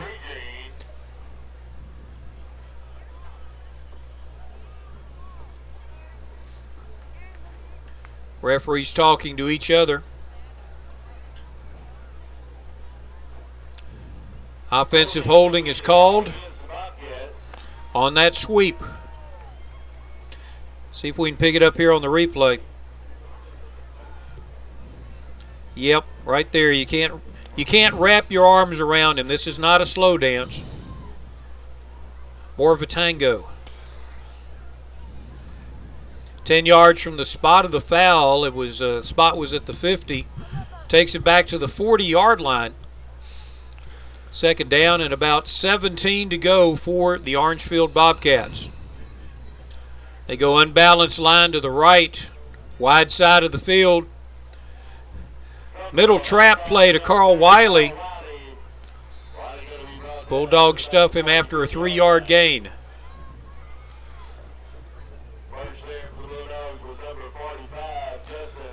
And they just picked you up on the shot upstairs, Charlie. I'm standing up and they saw me. Yeah, number 45 leading the way for Kelly, Justin Broussard. Carl Wiley comes out of the game. The last few running plays, he's had a lot of Bulldog poundage landing on top of him, getting all the air back. Hand off to, I believe, Matthew Kress. He's boy, gone. He is gone. Look at that. It's coming back, though. Carmichael Wiley, but there is a flag back at the line of scrimmage and a limping Bulldog right at the 45-yard line. That was a beautifully executed play. Personal foul, chop block is called. And to explain that to the fans, if you have a defensive lineman who somebody has contact with above the waist, you cannot hit him below the waist. You know, if you double team him, you have to double team him high. That protects the defensive lineman, protects their legs in particular. If one's hit him high, the second one has to hit him high as well. Good acceleration there from Carmichael Wiley. When he saw the grass in front of him, he turned it on. But this is a 15-yard personal foul call. And we're getting into second down and a quarter mile in Orangefield. Don't know that you have a play in this offense designed to get that kind of yards. They have to get it to the Kelly 43-yard line for a first down. They're starting off from their own 27. Trincali to his right gets to the 35-yard line. 6-yard gain on the play. Third down and 22 to go. Well, Kelly got a great opportunity here to force a punt and try to really get back in this football game. Like you say, a 21-point difference. If the Kelly Bulldog defense can learn how to stuff this wing T that the Orangefield Bobcats run, Kelly has the ability to score quickly through the air. They've shown that twice. And speaking of going through the air, almost intercepted. It ends up being caught. Wow, that's here, you take it. Quite a completion there. Very alert on Levi Shores. Oh, he bounced it off the ground. The inside referee saw it. It looked to us like it was a spectacular pass reception. Should have been intercepted. Yep. Stepped in here. That's number 6, Patrick Lemasters of the Bulldogs. Thought he had it. Would not have been pick 6, but it was close. We've got a fourth down now. First Orangefield punt of the night, isn't it, Charlie? And that's right. Bobcats come out. They've got a spread punt formation. End over end kick. It's going to hit at the 35-yard line. Take a forward roll. Bobcats were all over it. The Bulldogs just had to let it sit down. It'll be 1st and 10 at the 21-yard line. We'll take a commercial break and see what the Bulldogs can do. Stay with us. We'll be right back.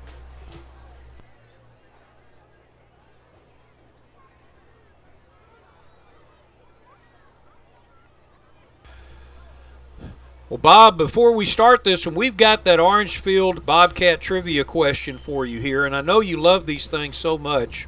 Okay. In what 10-year span did Orangefield bring home 9 golds at state in pole vault. Now, I'll tell you what, they have had some. Well, let me think about that in a minute. They've had some great pole vaulters. All right, out here. let's go back to the play, and it's amazing. 9 years in a 10-year span, they won state pole vault. They really had a machine going out here. And a flag is thrown for delay of game. Bob, you took too long. They called delay. They called delay. I had asked for 5 yards time. Against Bob West. I didn't. I guess they didn't hear me ask for extra time. No, they didn't see the timeout signal. All right, I think they're going to post it again. I think I've made up my mind. I think I'm going to take 89 to 98. 89 to 98. Okay, truck. Let's see. This is the IBEW local 479 trivia. There it is. Bob West nailed that orange. Yeah, they had some awesome pole vaulters out here. That's close to a lateral. That's close to a backward pass, I think is what the call is. But they're going to. Wow, we might want to take another look at that one. That was dangerous. See if we can get that sideline shot. He's throwing from there, and it's very close. It is really close. Pass incompletion through the hands of Connor Moore, and even if he had caught it, Bobcats had little red marks on his chest.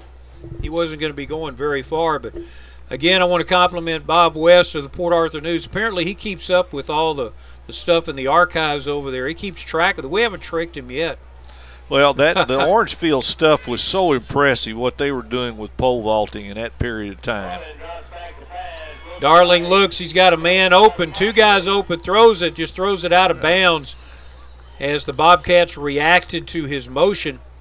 Strong arm there by the quarterback, almost put it into the stands. Well, this is the best Orangefield has done tonight now defending the pass. That's 2 incompletions in a row. Put Kelly in a tough 3rd and 10 situation at a time when, Kelly really needs to get it down and get another score. They could be back in this football game. Again, we'd like to thank OCAW Local 479 for sponsoring our trivia contest. Lori Hamilton's video productions class at Nederland High School puts that together for us. And someday they're going to trip Bob West, but not tonight. Darling rolls to his right.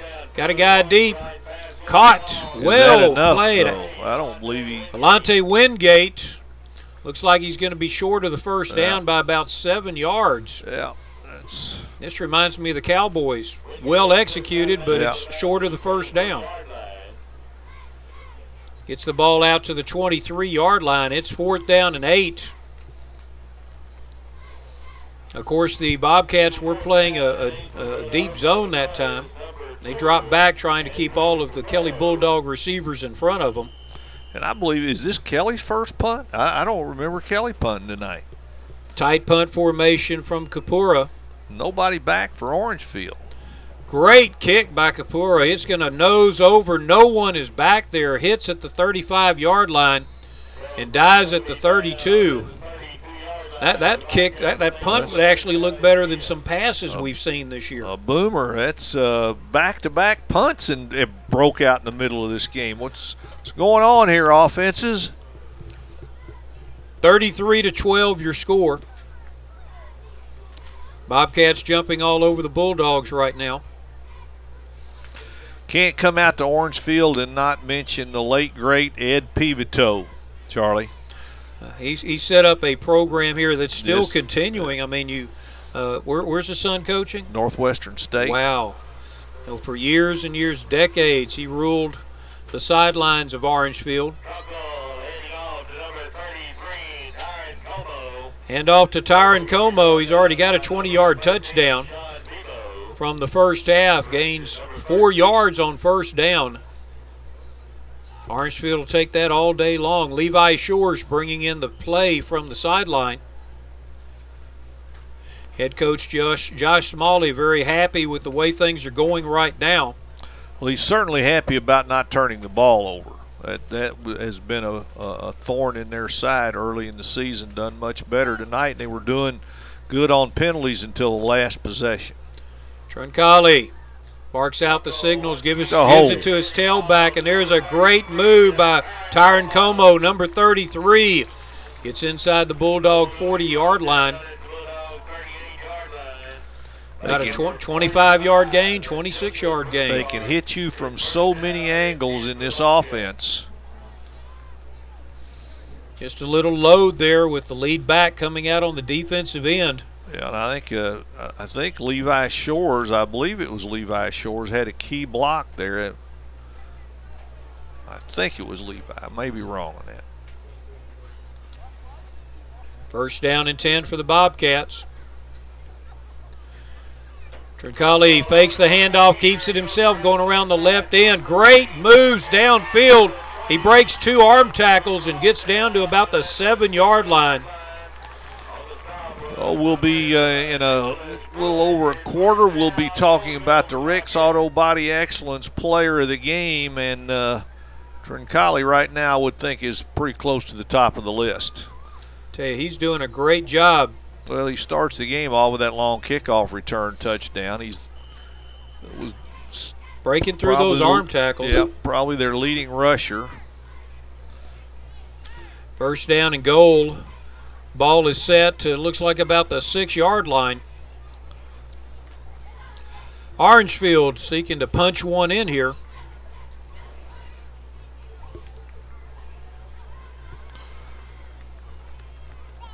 Trincali hands off to Wiley, puts his head down and gets the touchdown. Carl Wiley, a 7-yard touchdown. He already had a touchdown on a kickoff return, and he scored a 2-point conversion. The Bobcats increase their lead to 39-12.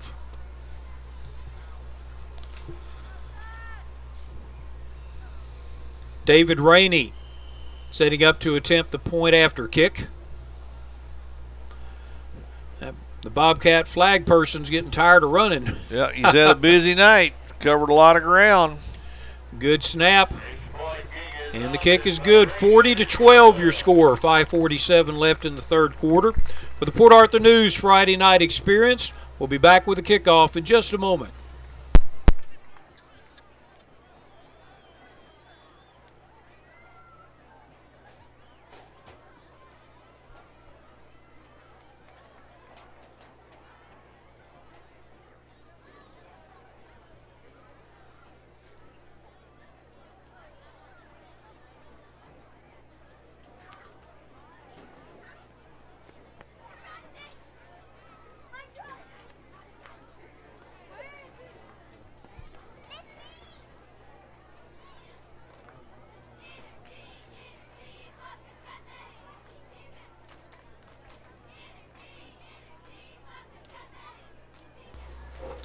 There you see the score. Port Arthur News Friday Night Experience.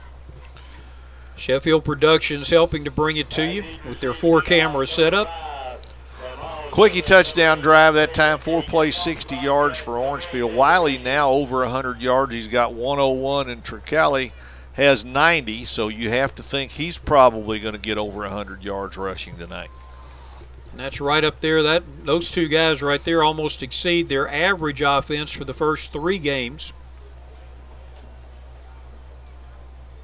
Rainey's kick off the side of his foot is going to roll out of bounds, and that's the automatic flag. I think we've seen both teams think twice about kicking the ball deep now.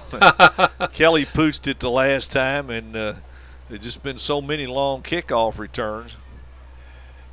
I tell you, we're having fun with the zoom lens right now. That's the concession stand on the far side there as Sheffield Production shows off some of their technical abilities. And again, we'd like to thank the Orangefield Booster Club for feeding the entire crew.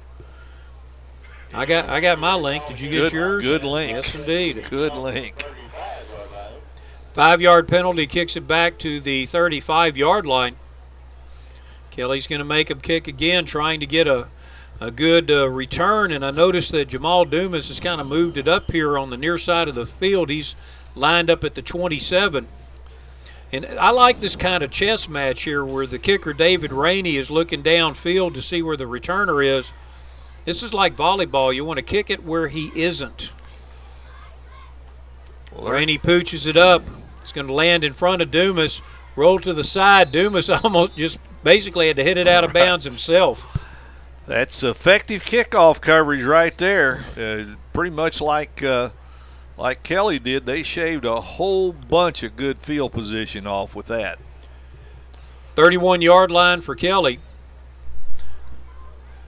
Friday Night Experience, Port Arthur News, our corporate sponsors, we'd like to thank them. Mike Fulgens at United Coin and Bullion, 5 Point Community Federal Credit Union, Motiva Enterprises, Market Basket, Community Bank of Texas, Lamar State College of Port Arthur, the Medical Center of Southeast Texas, Lamar University in Beaumont, and BASF FINA Petrochemicals.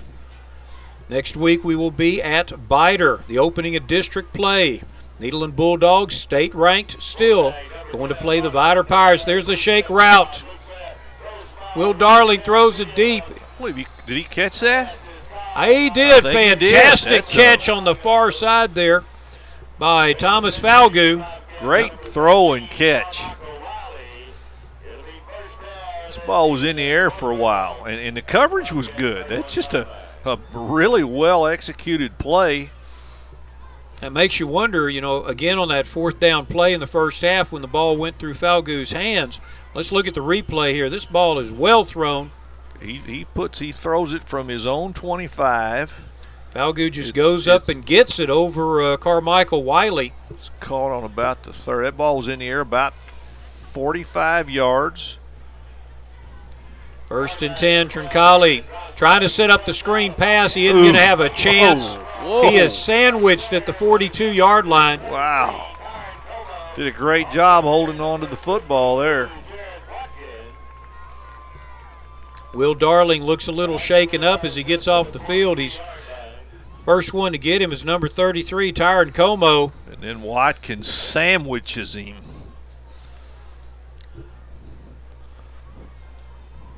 Loss of about 10 yards on that play. They keep trying to set up the screen passes. They really haven't worked. Yeah, quarterback is a glamour position, but there's nothing glamorous when you're the middle guy in a sandwich like that. 2nd down from the pistol. Darling bringing his receiver on the left in about 3 steps. Will Darling throws on the crossing pattern taken by Wingate. Number 8 dives forward to almost the 30-yard line. Got back everything they lost on that one. Crossing patterns are really underutilized in high school football. Now, Kelly's shown the ability to sit their receivers down in the zone, inside the zone, which Orangefield was in that play. Dives forward to about the 31. 3rd down and a long 9 to go. Kelly's really having a hard time blocking like the left defensive end or linebacker coming from for Orangefield. It's a lot of pressure on Darling. From the pistol, 2 receivers to the wide side of the field. 2 Bobcats over there. Safety playing deep 3rd. High snap. Darling's got a man open. He's got a blocker downfield. Touchdown. I really like the way Darling throws the ball. Wow. He stepped up away from the pressure, found his man running a deep over the middle. Good blocking this time. Darling steps into the pocket as it disintegrates. Not an easy throw to make running toward the line of scrimmage. Falgout's touchdown.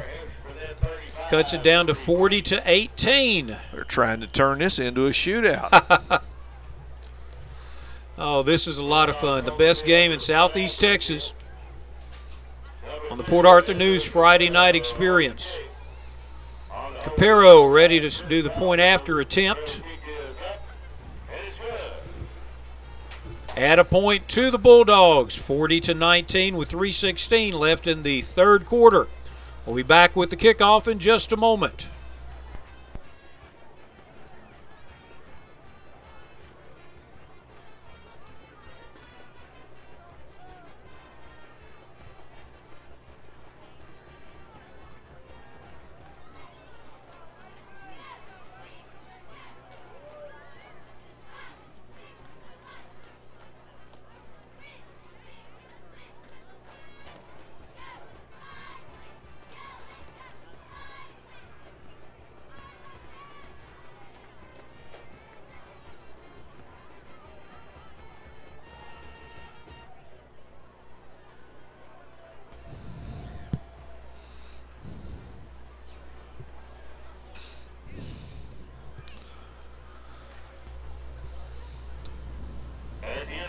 Kelly Bulldogs strike quickly.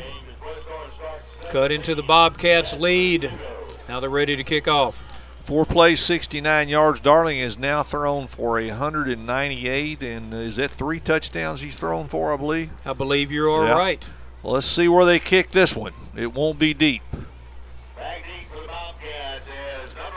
Capero taken in the air by Reagan Finken. Number 6 caught it. Well, they may have wanted to get it a little deeper than that, but that's still better than being lining up for an extra point. Bobcats have it at their 44-yard line. Make it the 43. It's just so tough to stop this wing T offense. Orangefield runs. They run it really well.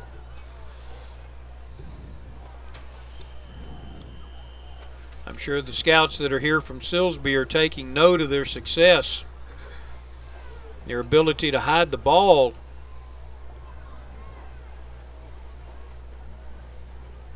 Trincali hands off to Wiley. Wiley's got a head of speed. He cuts back. Finally brought down by the safety, Nick Pruitt. But Carl Wiley, a very strong running junior. He already has 2 touchdowns today. It's about 25 yards that time for Wiley. That puts him up at 126, and the Rex Auto Body Excellence thing's not over yet. No, it's not. We still got almost a whole quarter here to look at. And of course, when you take a look at what Will Darling's going through the air, I mean, you know, they did give an MVP in a Super Bowl to a losing player one time. Has happened.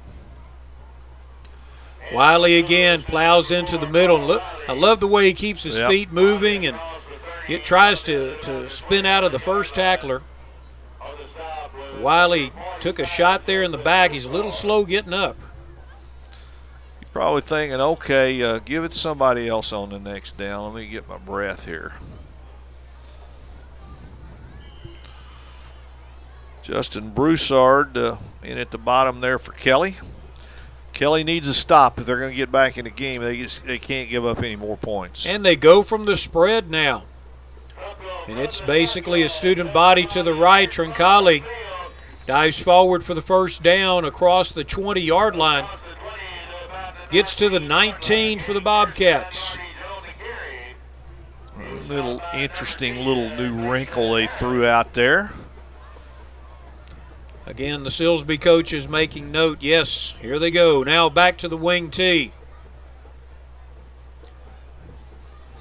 Good play there inside by the Bulldogs. Not much doing that time. Stops Dustin Selman, number 10. Gets the ball on the cross.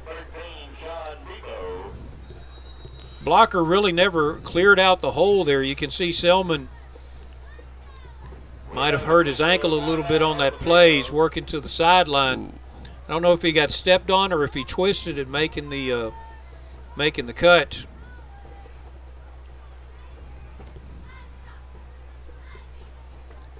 I don't believe a full timeout was called. It was just an injury timeout to allow Selman to get to the sideline. Yeah, I think, let's see, yeah, they're going to wind it. Well, he tried to get it started. Yeah, it's wound now. Levi Shores, the messenger, brings the play in. Second down and a short 10 yards. Kelly needs to be thinking about trying to force a turnover here. They cannot allow another score, I don't think, and realistically get back to the spread. Big Mason Sonier, the tight end who went in motion, gets the flip out from Trincali. That one was set up by that earlier play. Sonier, it almost looks like another one of those pick plays where you've got somebody blocking. If Sonier's behind the line of scrimmage, that's okay because it's like a screen pass as far as the referees are concerned. Back to the wing T. Trincali with the ball, score. Keeps it, he scores.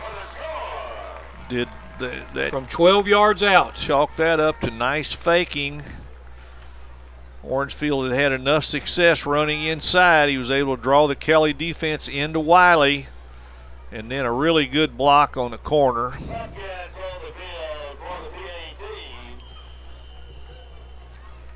Troncalli's touchdown makes it 46-19. Orangefield really lighting up the scoreboard tonight.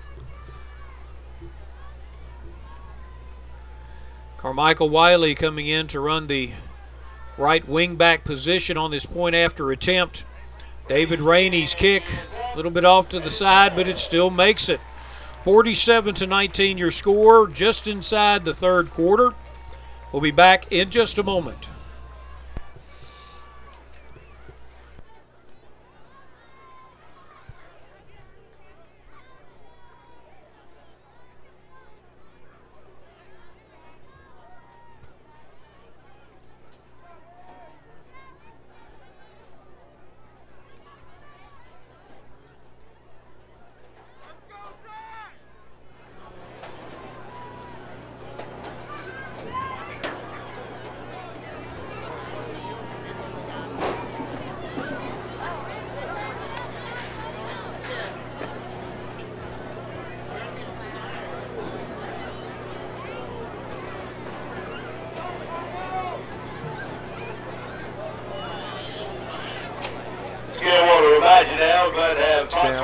Orangefield really turning on the offensive burners right now. We still got a quarter of football left. They could go to 60. Troncalli now 112 yards rushing and 3 touchdowns. One of those, of course, a kickoff return. Wiley 129 rushing and 3 touchdowns, including a kickoff return. David Rainey. Short kick taken in the air by number 31, Blaine Prejean. And Prejean working the scrum forward, gets to the 40-yard line. Okay, kids, go Google that. It's spelled S-C-R-U-M. As in rugby. As in rugby. I played 1 year of rugby at Lamar. Really? Yes, sir. I don't recall much of it, but I was there. 15-man football with no pads and no timeouts. That's all I remember about it. Very interesting sport. I love watching it on TV. It doesn't hurt as much. Bulldogs from their own 41-yard line. They've had a tremendous amount of offensive success themselves recently. And they just need to work on their offense. Just keep moving the ball, keep scoring points, get more efficient at what they do. Delay of the game again as Will Darling kept looking to his the sideline. I don't know if they were trying to do an audible or what. And now the referee from the Bulldog sideline comes in and says, well, do we have a timeout or do we have a delay of game? Well, they're going over like it's a timeout. And they're waving the flag off, so he did get the timeout. Shame to have to waste one like that. Especially when you're just coming out on the field. Right. I mean, you would think you've got all of that set up. Kelly Bulldogs are in a pretty tough district of their own. Next week they'll be going to Houston Kincaid to complete their non-district schedule. And then on the 5th of October they host Tomball Concordia. And then the next week St. Pius. And then the next 2 weeks they go to St. Thomas and to St. Pius. And they host St. Thomas, and then Tomball Concordia comes to them. It's a 4-team league. They play a double round robin, one home, one away. Of course, trying to recapture that lightning bug in a bottle that they did last year when they were able to make it to the state finals. They were 11-4 overall, 5-1 in their district. So it doesn't matter what happens before district. It's when you get into that double round robin that things start to happen. Now they have the motion going to a trips set to the wide side of the field out of the pistol. Will Darling, they run a little screen over there to Falgout. Falgout gets about 8 yards on the play. Tell you, I think they're going to be good enough offensively to be competitive in their district. I really like this Darling kid. He's very accurate. He's very athletic. He's got some guys downfield that can catch the ball. That's got some receivers who can catch the ball and do something after they catch it. Just will the line give him time. That's the end of the third quarter. 47-19. We'll be back with the fourth quarter as Kelly tries to trim the deficit. Stay with us.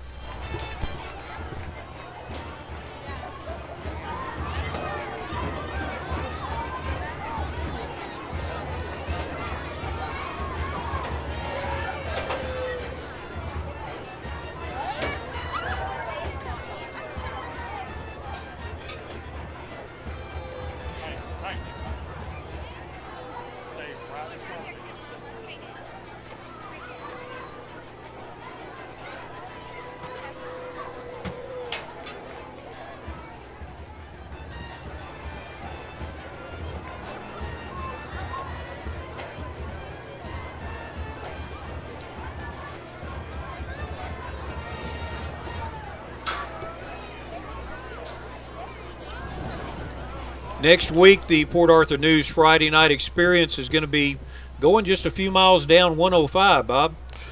Going to go over and get to check out Vider, and what a job has been done with that Vider football program. Nederland and Vider, and I think right now you have to say that may well be the district. The championship gets the first game in district play, but those look like the best two teams in the district.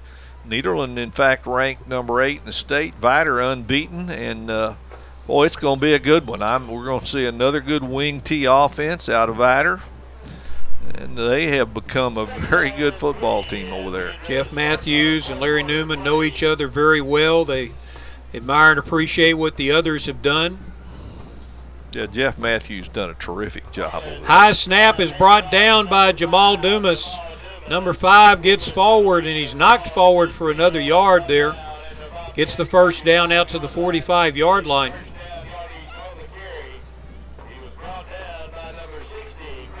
First down and 10 for the Kelly Bulldogs. Will Darling almost had to fair catch that snap as high as that thing came out. Bulldog center's got a nose guard right on his face right there. And as soon as that ball snaps, somebody's coming up and hitting him. Good snap, same play basically. Dumas works over the right guard this time, gets to the 41-yard line. I've noticed that of both teams, when they have success running a play, they simply run the same thing to the other side. Well, I think it's smart football. Run it till they stop it. Yep.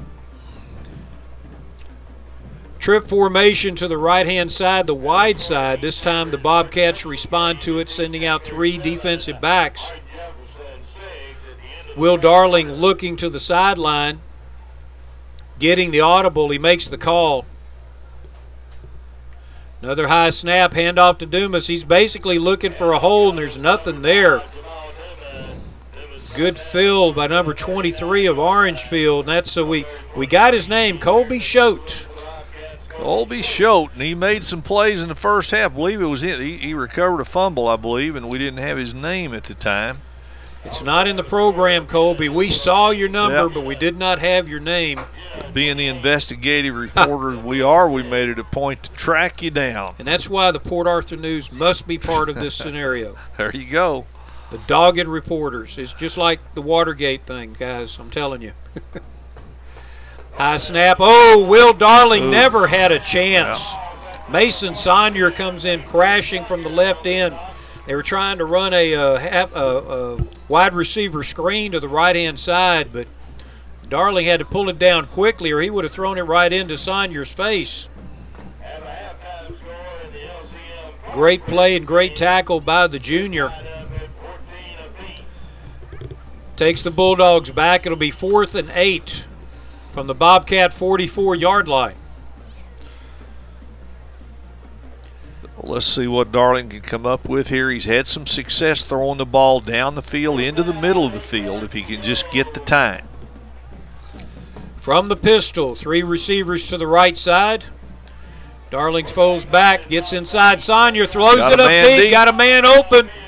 Oh, tipped away at the last moment. No flags on the play. The ball was in the direction of Thomas Falgout. And the safety came over just in time to knock it away. Well covered by Orangefield.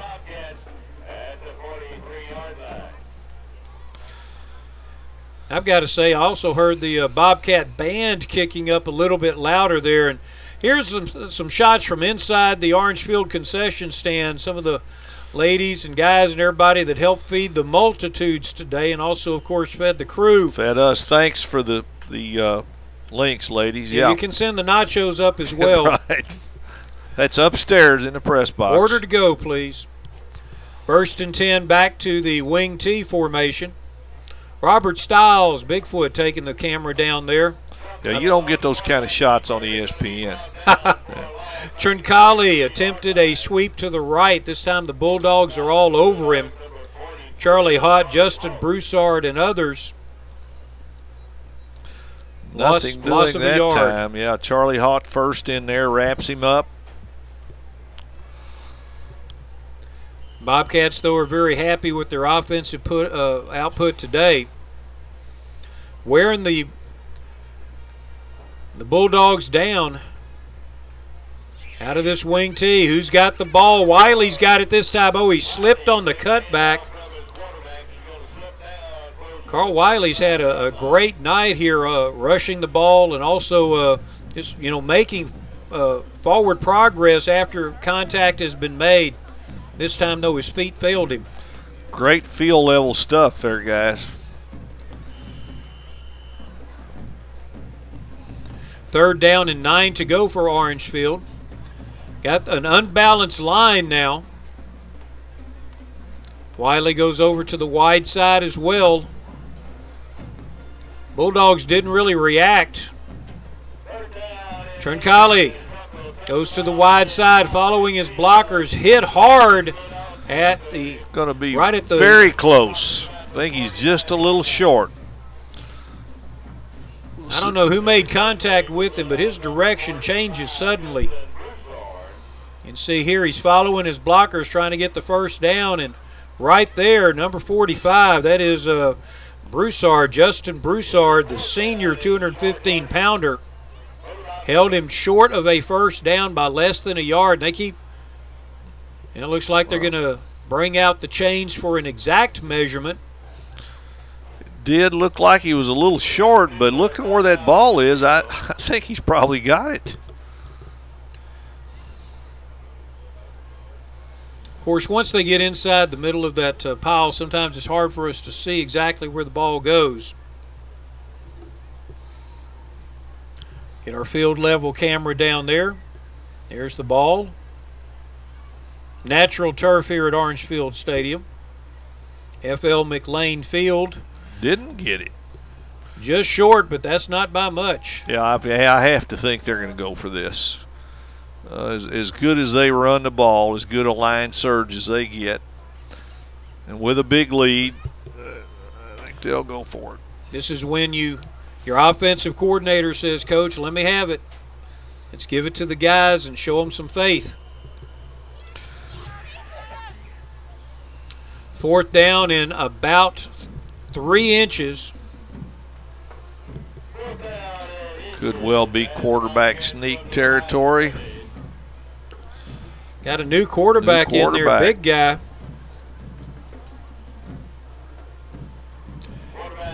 Hands it off. First down for the Bobcats. It looked like the ball was being juggled. Luke Johnson, one of the captains, coming in to play quarterback there, hands off to, I believe it's Tyron Como. And it looks like maybe Josh Smalley has pulled off with some of his first team skill position. Well, I see Wiley still out there, though. Luke Johnson, the quarterback now. Como at the fullback position. Nice little cross play there. Wiley adds to his total, gets about 7 yards on the play. Wiley coming from the halfback position there. You can see the guard coming and executing the trap play. Taking out Sean Figari. 6 yards the gain, second down and 4. Clock is running for the Bobcats, working it down. 47-19 your score. Bobcats established dominance early on with the kickoff return of the opening Handoff this time, number 23, Colby Schultz. He plays defense. He carries the ball on offense. Nice second effort there by Schultz. Looked like he was going to be stopped for no gain. Spins out of the tackle right there and gets ahead for 3 or 4 more yards. And about a 6-yard gain on first down. Orangefield continues to roll up the rushing yards. Got to be well over 300 now. Again, Texas football was very high on not only the few seniors that Orangefield has, but the underclassmen, the juniors and sophomores in particular. Luke Johnson holds on to it. The quarterback fakes the dive and keeps it around left end. Gets maybe 3 yards on the play. See him pull it out here following the lead block from Colby Schultz. Luke Johnson also a senior, so both their quarterbacks are seniors. So that is one position that they will have to address for next year.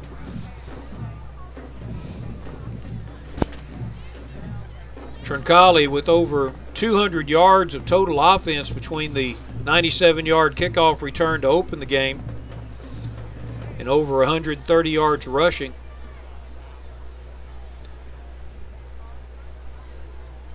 From the tee, Johnson hands it off to Como. Tyron Como trying for that first down, doesn't quite get there. 3rd down and short. Como comes up limping, favoring that left leg just a little bit. Good downfield blocking by the Bobcats. I bet they've driven a lot of sleds in their life. You think? You think? They run this offense well. We've said that before. I'm going to be really interested to see how they fare in this just potent district that they're in.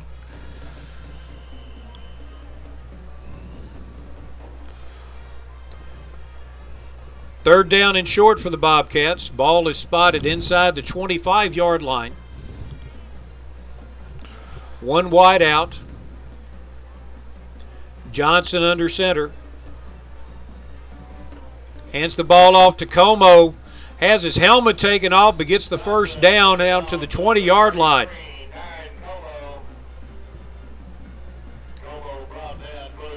And under the rule, once the helmet comes off, you have to come off the field for 1 play. That was pretty much ripped off by the tackler. Bulldog defense, again, holding their own. It's just the offensive line surge of Orangefield really making a statement here. They've won the 4th quarter. Bob, we have to think about our player of the game, Rick's Auto Body Excellence. We have several good contenders here.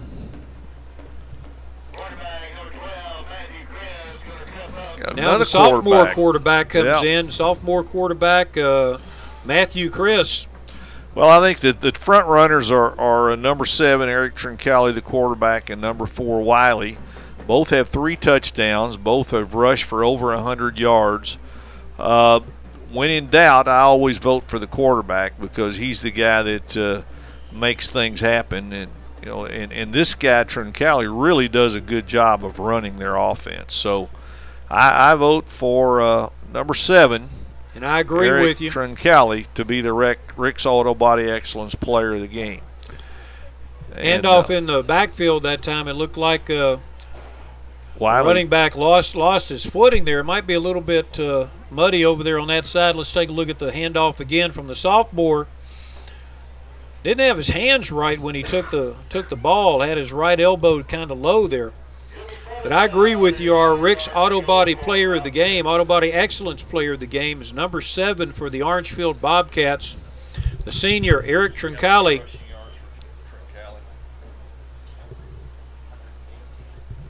Excellent game played by number 7. He set the tone there. There he is, Eric, E.T. as they call him out here.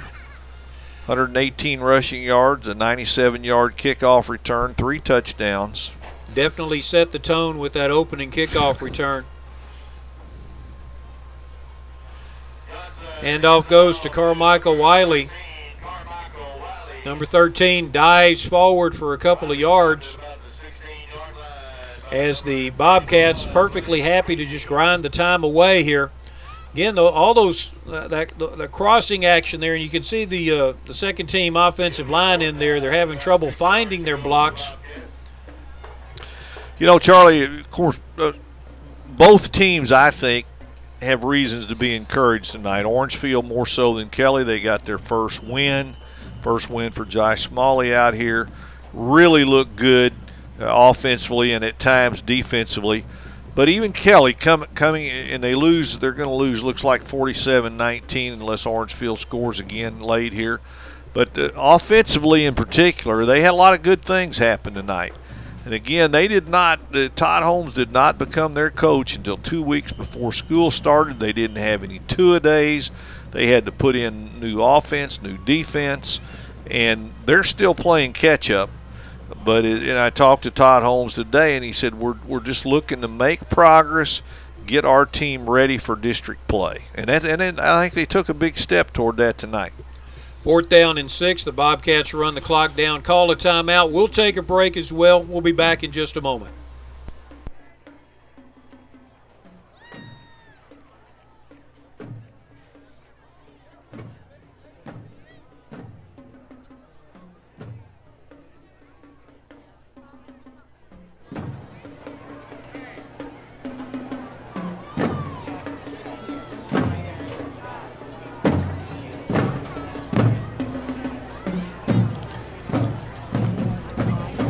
Again, the Friday night experience, Port Arthur News Friday night experience. I got to say it right. Got to put the news first. There you go. Next week we will be at Vidor High School for the game between the Nederland Bulldogs as they open 4A district play. Another field goal attempt from David Rainey. This one's blocked. Yep. Picked up by the Bobcats, and that's big number 42, Mason Sonier. High snap, and just kind of the thing broke down.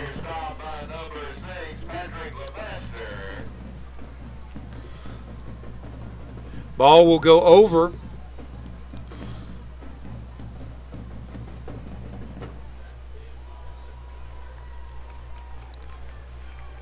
Referees are going to measure. Now, I must have missed it. Was it actually kicked, or was it just a bad snap? No, I think it was kicked. I think it was blocked, and I think he picked it up. Now, that's what I thought I saw. Can we see the replay again?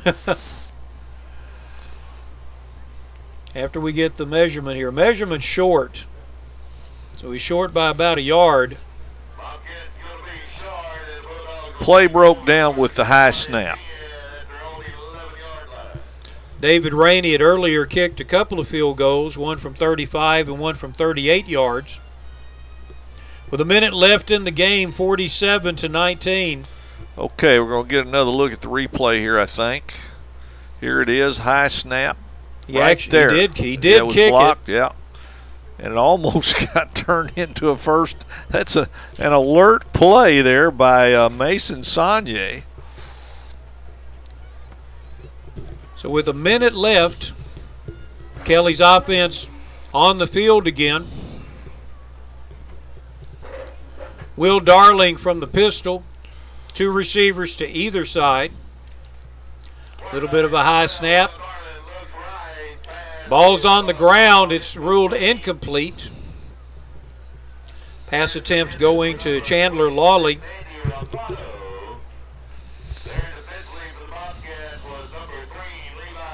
Second down and 10.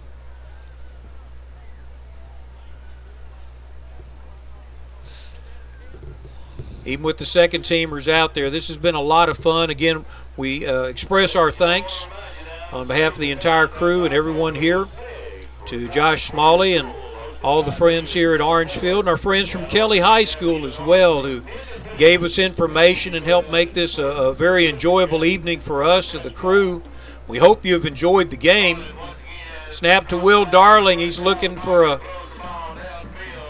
little out route over there to number 26, and I heard the PA announcer call him Andy Romano. There are 2 26s on my roster, so I'll give the first one to Lawley, the second one to Romano. We'll keep everybody happy. Trying to spread it around, huh, Charlie? One's a senior, one's a I mean, one's a sophomore, one's a junior. Like we got a flag. Apparently it's going to come back.